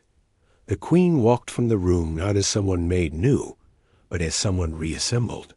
Each stroke of powder, each fold of lace, each silent breath had not changed her. They had only allowed her to become still. To become ready. Outside the door, the day waited. But within these walls, time had slowed. Beauty had not shouted. It had whispered. And the queen, wrapped in that whisper, moved forward. The morning had reached a kind of stillness, as though every layer, every button, every ribbon and thread had come together in a quiet harmony. The queen was dressed. The lace was pinned. The jewels rested. And yet there was one final touch not visible to the eye, but no less real. It came in a small glass vial, no taller than a finger. The bottle sat alone on a tray, away from combs, away from fabrics. Its sides were clear and smooth, and through the glass the liquid shimmered faintly amber in the morning light. The stopper was carved from mother of pearl, small and precise. No label marked its contents, because none was needed. Everyone in the room knew this was the queen's scent. Not one worn like a banner, but carried like a memory. A blend created for her, and her alone soft, herbal, steady. It did not announce itself. It waited. The vial was both familiar and sacred, a quiet relic of repetition, of days that started the same and passed like the softest of breezes. A single attendant approached, her hands as practiced as those who had dressed the queen before. She lifted the bottle carefully, cradling it as though it might vanish if held too tightly. Then, from a folded square of linen, she retrieved a handkerchief plain, save for a stitched letter E near the corner. The fabric was cool from the air, crisp yet yielding in her palms. With one gentle movement, the attendant pulled the stopper from the vial. There was no sound, only the silent release of fragrance into the room. Not strong, never strong. Just a subtle wisp of something warm, clean, and slightly green. Croi Nga verbena was the first to rise. Its citrus-like sharpness danced softly at the edge of the senses, like sunlight on dew. Then came the lavender, rounder, and more familiar. Not floral in a bright way, but deep, soothing, like a well-worn blanket or the inside of a favorite book. It grounded the verbena, wrapping around it like warm hands. Together, they conjured images of herb, gardens just past bloom, of hands brushing over sprigs hung to dry. Last was the hint of amber earthy, resinous with a touch of something ancient. It did not come forward right away. It waited, slow and patient, curling through the other scents like shadow through sunlight. It was the last note in a lullaby, the moment when memory takes over. The scent didn't declare. It remembered. The attendant tilted the vial slightly. One drop fell onto the corner of the handkerchief no more. It landed with the quietest weight, darkening the linen just slightly before disappearing again. The scent bloomed for a moment, expanding gently, never aggressively. The queen watched this, not with curiosity, but with familiarity. This was part of the rhythm. The handkerchief was folded once more and placed into the queen's open hand. She did not lift it to her face. She did not need to. The warmth of her palm would awaken the fragrance slowly, a kind of unfolding throughout the day. As she moved, as she breathed, as the silk brushed her skin, the scent would follow faint, almost forgotten, but always there. No one else would notice. That was the point. This ritual was not for the court, not for the eyes of visiting diplomats or the ears of whispering nobles. This was for her, and for the spaces she moved through. The scent would remain in a room after she left, like a pause, a suggestion of presence. It would settle into the folds of her gloves, into the seams of her bodice, into the velvet of her chair. She did not speak, but she turned the handkerchief once in her fingers, pressing the corner gently into her palm. The warmth would do thee. Rest. Her face, powdered and composed, remained still, but inside, a part of her eased. The quiet presence of scent brought no command, no decision. Only a quiet anchoring in the day. Scent was memory. It moved through the air like a thread through cloth. It stitched moments together, invisible but holding fast. It was not extravagant. It was not loud, but it was never missing. It became part of the architecture of morning, the same way curtains fluttered or the fire murmured. The bottle was returned to its tray, the stopper replaced without sound. The tray was lifted and carried away, its job complete. No more drops would be needed. One was enough. One was always enough. Anything more would become too much, too clear. It was the whisper that mattered. The room held its breath again. Even, the fire seemed to flicker more slowly, casting its gold light across the rug, the polished wood, the hem of the queen's gown. The scent drifted, invisible, into the corners of the chamber, settling into the velvet curtains, into the grain of the wardrobe, into the hush of the morning. Outside, a dove cooed once, its wings brushing against the high window ledge. The queen looked toward the sound, not startled, but aware.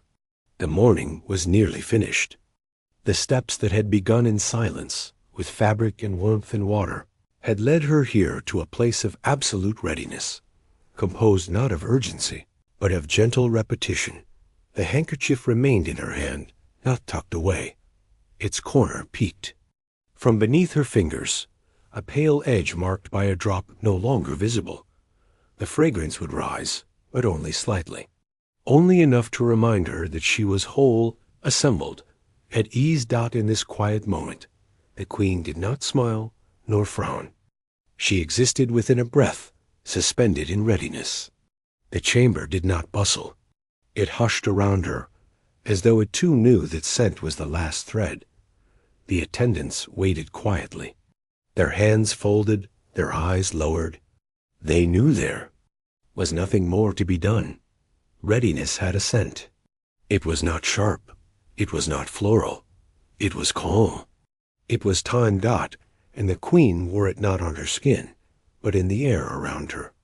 The room did not breathe, or if it did, it was the slow, weightless breath of a chapel before the opening of a hymn. Everything had been prepared, each motion completed with devotion and care. Yet nothing moved now. There was only the silence, the kind of silence that stretches between the end of one ritual and the beginning of another, a silence thick with presence. The door, tall and carved with scrolls of faded gilt, remained shut. Behind it, the corridors of the palace waited. But within this chamber, time had paused, not stalled, not frozen, only paused, like a page held lightly between fingertips before being turned. Elizabeth stood at the center, her figure calm, her bearing certain, Her gown, with its stiff skirt and delicate embroidery, had settled into perfect shape. The final touches, powder, lace, scent, had all found their places. Even the smallest details had been answered. The fall of her sleeve, the glint of a gem set quietly into a ring. All of it was done. There was nothing more to add, nothing to adjust. And still no one moved. The maids, having labored in soundless choreography, now became still figures in a painting. They stood not in rows, but in places where they had paused naturally, beside the vanity, near the hearth, by the folding screen, where stockings had been exchanged for slippers. Their hands were folded. Their eyes, when they moved slowly, passing glances that asked nothing and offered only recognition of the stillness shared between them. The queen's hand hovered at her waist, fingers grazing the soft fold of her skirt. Not fidgeting, never that. It was a gesture like a signature, one written each morning with variations too subtle to measure. Perhaps it was the way her hand always settled after the last pin had been placed, or the moment she sensed herself fully formed, not merely dressed. But composed not from the high window, the morning light continued to filter through lace curtains. It was pale now, less gold than it had been earlier, softened by the climb of the sun and the thinness of the clouds. It settled over the room like dust, brushing across the tapestry, the polished floor, the silver brush still resting on the edge of the wash basin. Every object had its glow, though faint, and each shadow knew its place. The hearth, still glowing from the early fire, released warmth in slow pulses, like the memory of breath. The scent of wood dry, clean, tinged with the faintest resin blended with the hint of herbs lingering in the room. A strand of rosemary tucked somewhere among the linens, or lavender caught in the lace collar. Even the scent paused here, as if reluctant to follow the queen beyond the chamber. Elizabeth closed her eyes, not fully, but just enough to lower the weight of her gaze. It was not a gesture of weariness, nor of meditation. It was stillness given form. Her lashes cast a gentle shadow over her cheeks, and for a moment the painted line of her brow softened into a natural curve. Her lips did not move, but her breath passed quietly, gently. Inhale. Pause. Exhale. It was not silence for silence's sake. It was silence as acknowledgment of the moment, of the labor, of the body as it prepared to pass from private to public, that the room itself held its breath. It knew what came next. The door would open slowly, with a low creak or a soft pull of the latch. There would be footsteps in the hallway, guards posted, maids with trays, courtiers with soft shoes and eager whispers. But not yet. That world remained behind the wood. Here there was only the rhythm of calm. Elizabeth's fingers, still resting lightly against her gown, shifted slightly. Not enough to be called emotion, but it was the first note in the next measure. A small exhale left her nose barely audible, but present. Her spine, already straight, seemed to lengthen by some small measure. No one noticed the change in posture, yet all felt it. Something had begun. A lady-in-waiting young, no older than 20, lifted her gaze and saw the queen's eyes open again. There was no command given, no movement signaled, but she took a small step forward, reaching toward the velvet curtain that hung near the door. Her hand did not touch it yet. She waited. Elizabeth turned her head, just slightly, as if to feel the space around her one final time. The heavy skirts shifted with a low rustle. The bodice held firm, fitted perfectly to her frame, yet yielding at the shoulder in response to her breath. There was weight, but not burden. There was ceremony, but not spectacle. A draught slipped in from beneath the door, cool, not cold. It carried a faint whiff of candle smoke and floor wax scents of the palace halls. It was as if the corridor had exhaled too, waiting for its monarch to join the day. No one opened the door yet. The queen lifted one hand, now not dramatically, not with flair. She simply moved as one does when time resumes. Her fingers brushed along the fabric at her waist, then relaxed. It was permission enough. A soft nod. From the senior maid. A breath held, then let go. The young lady's hand reached the velvet curtain and drew it back slightly. The door still remained shut, but light from the corridor leaked through the gap. Just a sliver. And still, Elizabeth did not move, because there was still one more beat of silence. One final moment to remain within the room that had held her. The space where she had been assembled, where her body had been adorned not with haste, but with remembrance and ritual. The silence was not empty. It was filled with care, with history, with the knowledge of yesterday's motions repeated again. Today, each one the same, yet new. It was the stillness of a painted portrait before the subject takes their place. The hush before the curtain is drawn. Only then did the queen step forward. Just one step. But in that step, the entire room shifted. It did not lose its stillness. It offered it forward, sent it along with her, carried within her gown, her breath, the faint scent on her handkerchief. The silence did not end. It traveled. The door had opened not with sound, but with permission. A quiet shift of hinges, a soft breath of cooler air, and then Elizabeth stepped forward. Her shoes met the stone floor with a muffled grace, neither the tap of haste nor the shuffle of burden, but the measured echo of a life well practiced. And with that first step, the long gallery received her. It was a corridor unlike others in the palace, narrow yet tall, lined with thick carpet along its center, but bordered in marble as cold as a quiet stream. Above, the vaulted ceiling arched. In a faded blue, the color of twilight softened by centuries of candlelight. Along the walls, portrait after portrait gazed down ancestors whose lives had once echoed in this same stone. Elizabeth's gown, though weighty, moved with her in slow agreement. The fabric brushed gently against the carpet. Its hem never rushed. Her bodice held firm, corseted beneath layers, but there was no stiffness to her presence. She moved as one expected a queen might move, not to be watched, but always seen. Portraits followed her in silence. Each frame was carved differently, some gilded and curled with ivy motifs, others plain and dark, like shutters of forgotten windows. The faces inside were unmoving. Some wore ruffs as wide as platters. Others stared forward in armor, hands resting on sword hilts, their expressions unreadable, not smiling, not grieving. Simply waiting. She had passed them 1,000 times. But, never without noticing, these were not mere decorations. They were reminders, watchers, inheritors of her own breath, the queen's footsteps. Soft though they were, met the marble borders with the lightest percussion. It was not a sound, but a rhythm, like a lullaby remembered in fragments. Her shoes were made for such floors. Flat, narrow, the soles thick enough to keep out the cold, but thin enough to feel the earth beneath. A draught slipped from behind one of the portraits, perhaps stirred by movement in the halls above.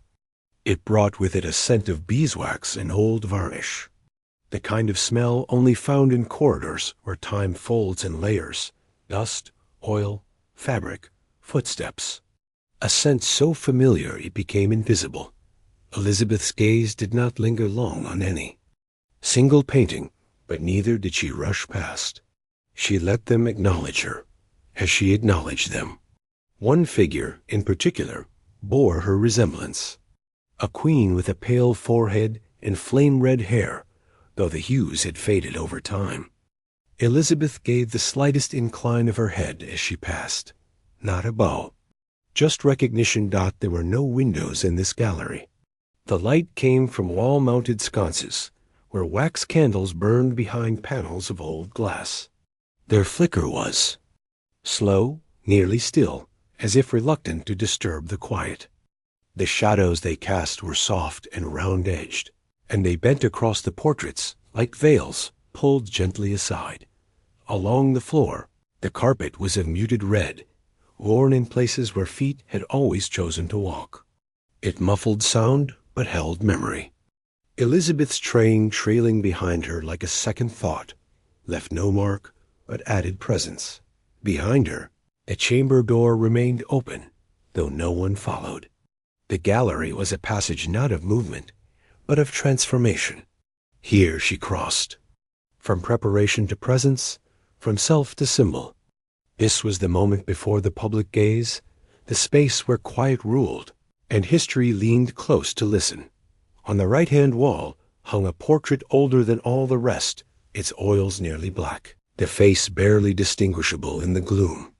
And yet its eyes remained sharp. They seemed to track movement with a kind of gentle persistence, not judging, not blinking.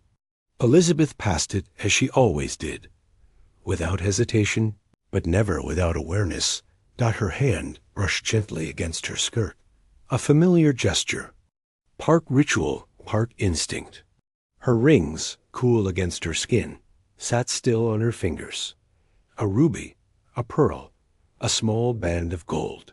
None overly large, none for display. Just markers of role and memory and belonging. Above her, a beam creaked. Old timber responding to the light shift in air. It was the kind of sound that made no one turn, for it was always present. The gallery breathed as the palace did not with lungs, but with age dot at one small alcove. A table rested against the wall. Upon it sat a single vase, empty, except for the faintest trace of lavender at its rim.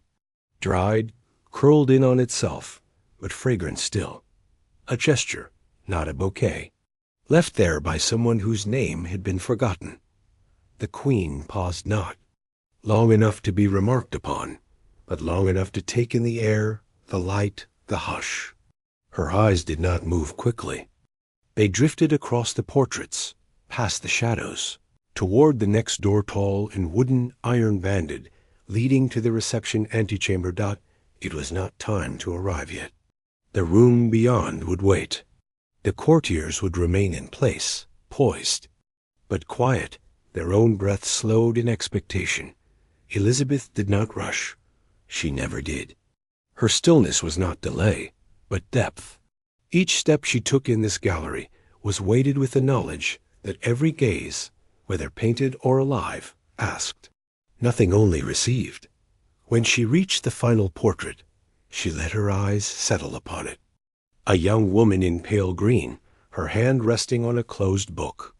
Her expression unreadable, except for a trace of knowing at the corners of her mouth. Elizabeth had always imagined she might have known her, somehow through blood or memory, or the shape of the face. She passed. The echo of her final step along the stone rim met the base of the door.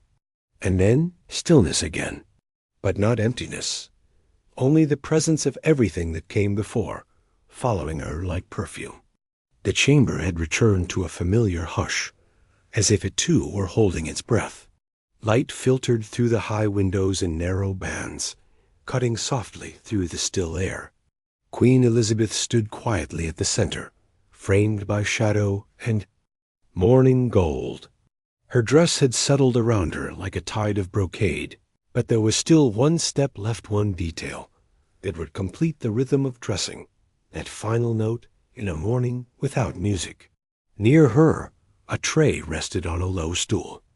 Upon it lay a single folded pair of gloves, waiting like a closing sentence. They were not extravagant. No feathers, no showy jewels. The gloves were made of the softest lambskin, so thin they seemed spun from breath. Their pale cream color caught the light in a gentle shimmer, almost like water stirred beneath morning frost. Folded palm to palm, the gloves held each other in quiet symmetry, embroidered at the wrist with a single trailing vine of silver thread. A whisper of craftsmanship, meant not to dazzle, but to honor. The tray, covered in velvet, had been prepared long before sunrise. Nothing about this moment was improvised. The maid chosen for this task had performed it hundreds of times. Still, she moved as if it were her first, slow, respectful, deliberate. With hands wrapped in linen, she reached for the gloves and gently separated them. The leather made no sound as it was lifted. She stepped forward, eyes lowered, and offered the first glove like a token, not a garment. The queen raised her hand in response, the gesture simple and calm, like one petal turning toward the sun. No words were needed. There were no words here. Each finger was guided and carefully thumbed first, then each digit, one by one. The glove slid smoothly, shaped by familiarity. The lambskin adjusted perfectly, as if remembering her hand from the thea. Day before, the cuff settled at her wrist, where pulse met fabric. The silver vine shimmered faintly, catching light without claiming it. Once the glove was in place, the maid smoothed it with the side of her hand. No tugging, no fuss. The glove needed only to be confirmed, not corrected. It fit like breath fits a lung, as though it belonged there from the beginning. The second glove followed with the same slow rhythm. There was no need to change the pace. Rituals were not improved by speed. They existed to remind those within them of care, of attention, of moments too soft for language. The queen's left hand lifted. Her fingers barely spread. Again, the maid fitted each one with precision, her own hand steady as time. When finished, she gave a small caress at the wrist, one final smoothing, and then stepped back, silent, hands folded, her part complete. Elizabeth now stood with both hands gloved, the skin of her palms wrapped in lambskin and memory. The gloves bore no perfume, only the faint, natural scent of polished leather warmed by touch. They did not constrict, nor did they float. They simply became her an extension of form and intention. She lowered her arms slowly. The gloves followed the curve of her hands without protest. Their presence was quiet, but absolute. They were not for ornament. They were for presence. No mirror was consulted. This was not a moment for reflection, but completion. The queen did not need to see herself to know what had been done. The weight of her garments, the fall of the lace, the memory of each buckle and ribbon, all of it rested on her like a familiar burden worn lightly. And now, with her gloves in place, she was no longer dressing. She was dressed, not revealed, not exposed, contained. A bell sounded faintly from the far hallway. It rang just once, a soft chime like the striking of porcelain. It signaled that the outer chamber was ready. The courtiers would be waiting, arranged as they always were. Then they would begin in ceremony and expectation. But within these walls, time did not move forward. It held its breath for a moment longer, allowing the stillness to linger. The queen did not rush. She simply stood. The gloves, now warmed, moved gently as she flexed her fingers, once testing not comfort, but continuity. A young maid stepped forward and removed the empty tray, careful not to disturb the dustless air. Behind her, the velvet stool remained, bearing only the impression of the folded gloves. The tray, with its work done, would be carried away and cleaned, polished, then made ready again for tomorrow. It would hold the same gloves, or another pair, nearly identical. The ritual would repeat, not as habit, but as structure. This was how the day held together. Elizabeth glanced once at the gloves, then let her gaze move to the door. She did not speak nor gesture. Her breath remained even, her eyes calm. Those around her stepped back with quiet understanding. Their work had ended. Hers would now begin. Yet even so, she did not cross the threshold. Not yet. She let the moment stretch, elastic and delicate. A pause between the inhale and the exhale of state. Then, without fanfare, she turned. Her shoes, soft-soled and precise, made no sound against the stone. The long hem of her gown followed her like a memory, and the silver embroidery at her wrists caught one last flicker of morning light. The gloves moved with her, each finger disappearing into motion. They had not transformed her. They had only completed what was already present Dot, and as she stepped into the outer chamber, her presence seemed to ripple before her, not through words or movement, but through stillness. Each courtier felt it, though none could name it. It was not power alone. It was preparation. It was every ribbon tied, every comb placed, every seam pressed, every glove fitted with reverence. Not adorned, but finished. Not presented, but present. It was not every day that the crown was worn. There were days when her presence alone was crown enough. Her silence, her posture, the lace at her throat. But today would not be such a day. Today was for ceremony. Not spectacle, but stillness. Shaped in gold. And so, beyond the doors and corridors, beyond the narrow passageways of quiet breath and velvet-lined chambers, something waited. A crown, resting under glass in a room of shadows and polish. A ritual soon to be fulfilled. The crown had not moved in weeks. It had sat, untouched, upon a cushion the color of dried rose petals. Dust never reached it. Hands did not linger near it. It was not kept in fear, nor in reverence, but in rhythm removed only when needed, returned as though nothing had occurred. Yet it held more than shape. It held the years. Every time it had been lifted, every time it had been placed, it remembered. The gold did not tarnish. The jewels did not fade. But memory clung quietly to its curves, like breath on cold glass. Now, the door to the vault opened with a hush, as if air had been waiting behind it. A gloved hand reached in, not hurried, not hesitant. The crown was lifted by the base, never from the top. It was carried on a wide silver tray, lined in fresh velvet, the color perfectly matched to the lining within the coronet itself. 2. Attendants walked in silence, the tray balanced between them like a bowl of still water. The crown did not shift. It remained still, even in motion. In the Queen's private chamber, time had grown dense. No sounds rose above the whisper of fabric. The lamps burned low, as if bright light might offend the moment. Elizabeth stood at the center, the folds of her gown resting around her in quiet spirals. Her gloves remained in place. Her breath was slow. She had not spoken in some time. She did not need to.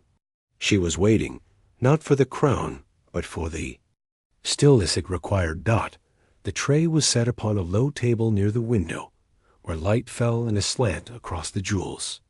No one looked directly at the crown. It was not a thing to behold, but to acknowledge.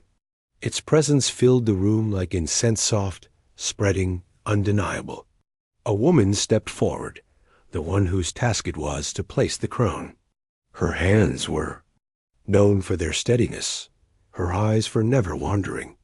She wore no jewelry, no perfume. Her task needed only quiet precision. The crown was lifted again, held not as an object, but as breath held in cupped palms. Elizabeth remained motionless. She did not bow her head. She simply stood, spine long, eyes half lowered, like a statue softened by candlelight. The woman stepped close. The crown hovered for a moment, above the Queen's brow, suspended, not by hesitation, but by respect. And then, with a motion practiced but never careless, it was placed. It did not clink or rattle. It did not settle with a thud. It simply arrived. A fraction of weight, but centuries in memory. The gold rested lightly against the coiled braids of her hair. The curve of the base found its home above her temples. It was not a burden. It was a breath taken long ago, still being exhaled. For one long moment. Nothing happened. No one moved. No one adjusted their stance. The fire did not crackle. The curtains did not sway. It was as though the entire room exhaled slowly, carefully after. a breath held in sacred pause. Even the queen's expression did not shift. She blinked once. Her gaze softened, not in emotion, but in completion. The ritual was whole. She turned slightly toward the mirror, not to inspect, but to witness. The reflection returned her gaze without embellishment. The crown sat atop the coiled hair, like a question answered long ago. There was no smile on her lips, but also no weight in her brow. The crown did not make her taller. It made her stiller dot outside. A bell rang in the far tower. Its tone was long, low, and slow to fade. It marked the hour not for urgency, but to keep rhythm. The queen listened without turning. The sound passed through her like wind through lace. Then it was gone. Only the crown remained, gently pulsing in the morning light. Those in the room resumed movement, but it was minimal. One attendant stepped forward to adjust the train of the gown. Another gathered the glove's seams. A third lifted the silver tray, now empty, and carried it away as though it still bore something precious. Nothing was said. Nothing needed to. The crown was not tight, but she could feel it. Not in pain nor pressure, but in presence. It reminded her that she was not only herself, but a symbol that others carried with them in thought, in silence, in expectation. Every jewel in the band, every delicate arch, every tiny hinge, it all held stories she no longer recalled, but they remained. The metal held them. So did she dot when Elizabeth stepped forward? It was with care, not ceremony. The weight on her head did not press her downward. It held her upright. The hallway beyond the chamber waited, lit with lanterns and trimmed with shadow. The crown would go with her, as it always had, as it would again, Dot, and yet, in this moment, it was not about pageantry. It was not about being seen. It was about continuity, the placing of a crown in the quiet of morning, the way it balanced not only on the head, but in the stillness of a heart that remembered duty like a second skin. No applause, no proclamation, just a queen in silence, wearing memory. The chamber was full, but not crowded. Every person, every object, every fold of fabric seemed to understand its place. There was no chaos, no bustle, only a quiet waiting. The air held its breath. The sound of shoes on stone, of fabric shifting. With motion, had all faded into stillness. Outside the chamber's high windows, the day had begun, though not yet fully arrived. And behind a set of tall curtains, the world waited. The curtains were not velvet, but a softer wool, lined for warmth. And wait! Their color was pale ash, nearly silver where the morning light touched them. They had not yet been drawn. Behind them, a narrow balcony stood above a courtyard, paved with stone and framed by slender columns. The balcony's rail was iron, delicate but firm, and its edge faced the rising sun. From here, the queen would be seen, not heard. Simply seen. She did not approach the curtains immediately. The moment was not yet ready. Her steps were quiet, and each motion was deliberate. No one announced her, and no one needed to. Her presence carried its own soft gravity. She passed through the last of the inner rooms, the embroidered hem of her gown brushing against the oaken floor with a sound like dry leaves moving across paper. 2 attendants stood by the curtains. One held the rope. The other held nothing, only her hands folded at her waist. Neither moved until the queen herself came to a stop a few paces away. She did not nod. She did not raise her hand. Her stillness was the signal. And slowly, almost reverently, the curtains began to part. They did not rustle or swing. They glided back on hidden wheels, smooth and soundless, revealing the pale morning just beyond the threshold. Light spilled inward, not bright, not harsh, but glowing like steam rising from a teacup. It touched the floor first, then climbed the folds of her gown, warming the silver thread that ran through her sleeves. The queen took one breath, then another. Her gloved hand lifted and gently touched the edge of the curtain. Not to hold, but to acknowledge. She stepped forward, not with grandeur, but with ease like one moving from dream into waking. Her steps made no echo. The balcony received her without complaint. And there she came to rest. The courtyard below was silent. There were people gathered, but no voices rose. No cheers, no trumpet calls. Only eyes lifted upward, not even all at once. Some had been waiting long. Some had just arrived. But none moved when they saw her. They simply watched, like witnessing a painting taking breath. The queen did not wave. Her hands remained at her sides. She did not smile, but neither was she stern. Her gaze was not fixed on one thing. It moved gently, like the sun might glance.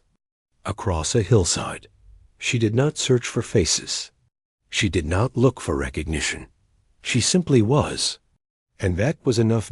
Wind moved gently past the balcony, tugging lightly at the veil pinned beneath her crown. It lifted a strand of hair.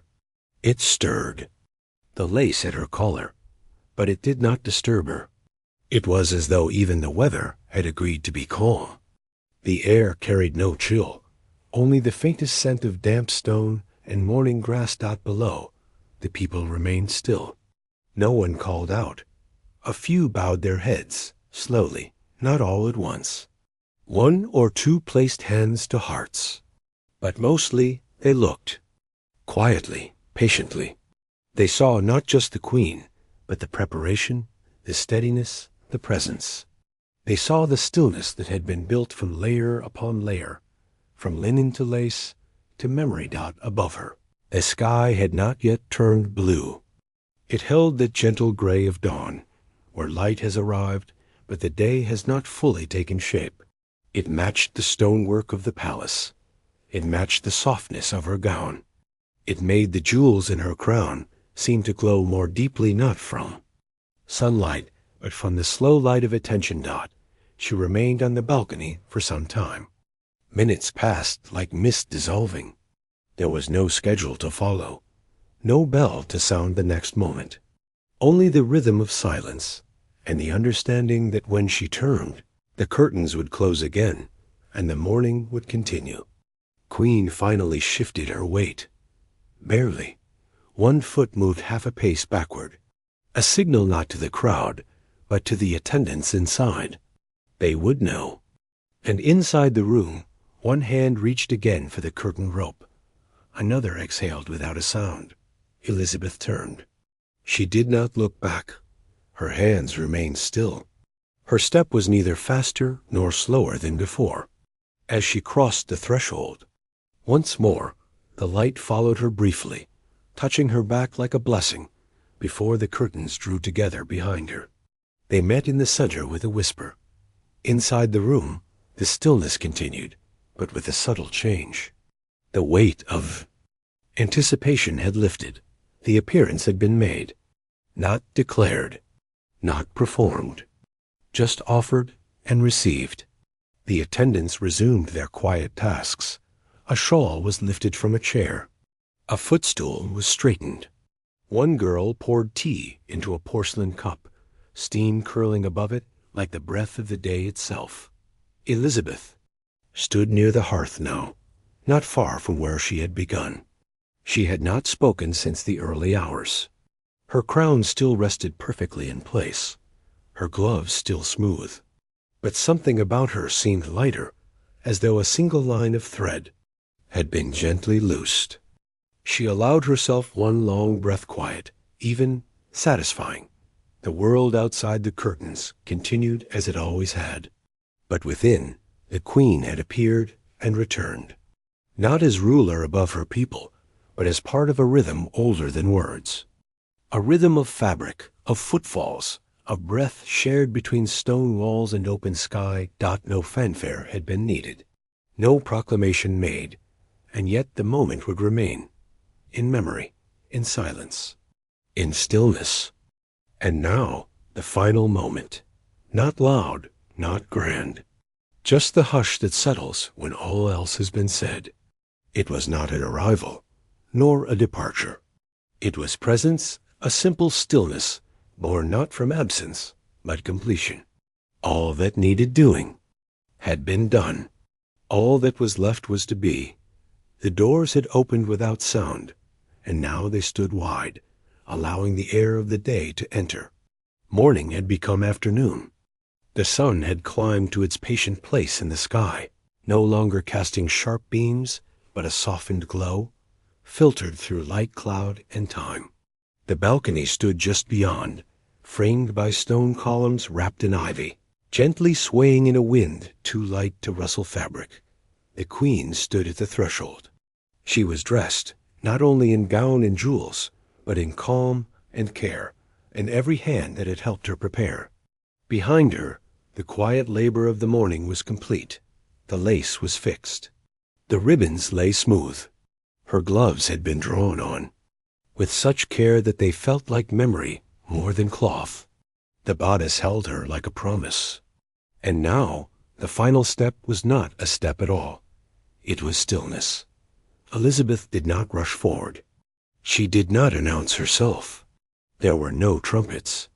There was no proclamation. There was only her presence, standing tall, framed in the golden hush of day. Light kissed the edge of her figure, not dramatic, but gentle, like water brushing stone.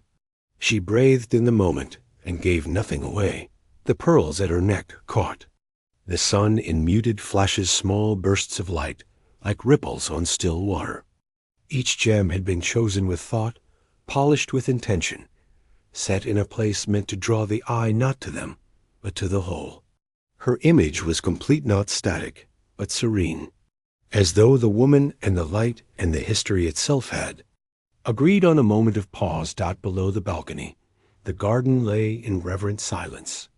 No courtiers milled, no voices called out, just the order of the hedges, the calm of the fountains, and the long shadows drawn by statues who, too, seemed to wait. Trees barely swayed, as if bowing ever so slightly in recognition. The queen's eyes moved, not her head. She took in what lay beyond, not in inspection, but in recognition. The land she ruled, the hours ahead, the weight of the crown on her, head gently warming beneath the sun. It did not feel heavy. Not now, not today. It felt like a memory she wore, not a burden she carried. She breathed, in, out, a single breath, as slow as silk being drawn through fingers. It passed through her, like a bell's fading echo, quiet and whole. And behind her, in the shadow of the doorway, the chamber remained as it had been. The mirrors held her reflection from earlier. The candles had burned down slightly. The bed, untouched since dawn, remained turned down, the sheets cool. Time had not frozen, it had simply stepped aside, and still she did not move. There was nothing left to do, no adjustment to make, no speech to give. The stillness was the point. The stillness was the statement. For all the layers she had donned, all the hands that had helped prepare her, for all the hours that had built. Toward this, it ended in quiet. She was seen. At last, but she did not need to be. The moment was whole, with or without an audience. The chamber behind her was quiet, the garden ahead silent. The air between them held her like glass holds light completely. But without pressure, a breeze passed across the balcony. It lifted a curl of hair ever so slightly, then let it fall. The lace at her collar trembled like breath on glass. The pearls shifted their shimmer. She blinked once, slowly, like someone about to close a book, but not yet ready. The moment lasted longer than it needed to. Because it could. Because it was beautiful to do so. Time stretched and softened. Even the dust in the air seemed suspended in reverence. All waited, without expectation. And then, with no sound at all, she turned, not away, but back. Back into the room, back toward the mirrors, the polished floor, the velvet seat near the fire. Her steps were soft. Her train whispered behind her, the hem brushing wood that had felt it hundreds of times before. The sound was familiar, like a lullaby known since childhood. She moved not like a queen, but like a woman returning to herself. As though all the gold, the lace, the powder and pearls were not ending, but dissolving gently into air. The room accepted her return without surprise, like a book reopening to the page where it had paused. A few attendants stepped aside, their movement practiced and precise. Not out of fear, but out of rhythm. They were part of the stillness too. Their eyes did not follow her, but their awareness remained. Delicate and complete, the crown was lifted, slowly, reverently, placed on a velvet cushion that had waited all morning. The queen sat, just for a moment, no sigh, no word, only the settling of breath, the gathering of quiet. And now, dear listener, let this final hush settle over you. The rustle of silk fades. The mirrors no longer reflect, but rest. The scent of rose water lingers only in memory. Candles grow shorter. The chamber dims. There is no conclusion. Only softness. Let the hush of old halls and the weightless touch of time close around your thoughts. The queen is still. You may rest now. And now, dear listener, let the rustle of silk and the hush of ancient chambers guide you to rest. May your dreams be as layered and lovely as a royal robe, and may sleep find you gently. Good night, and until next time, beside the sleepy fireside.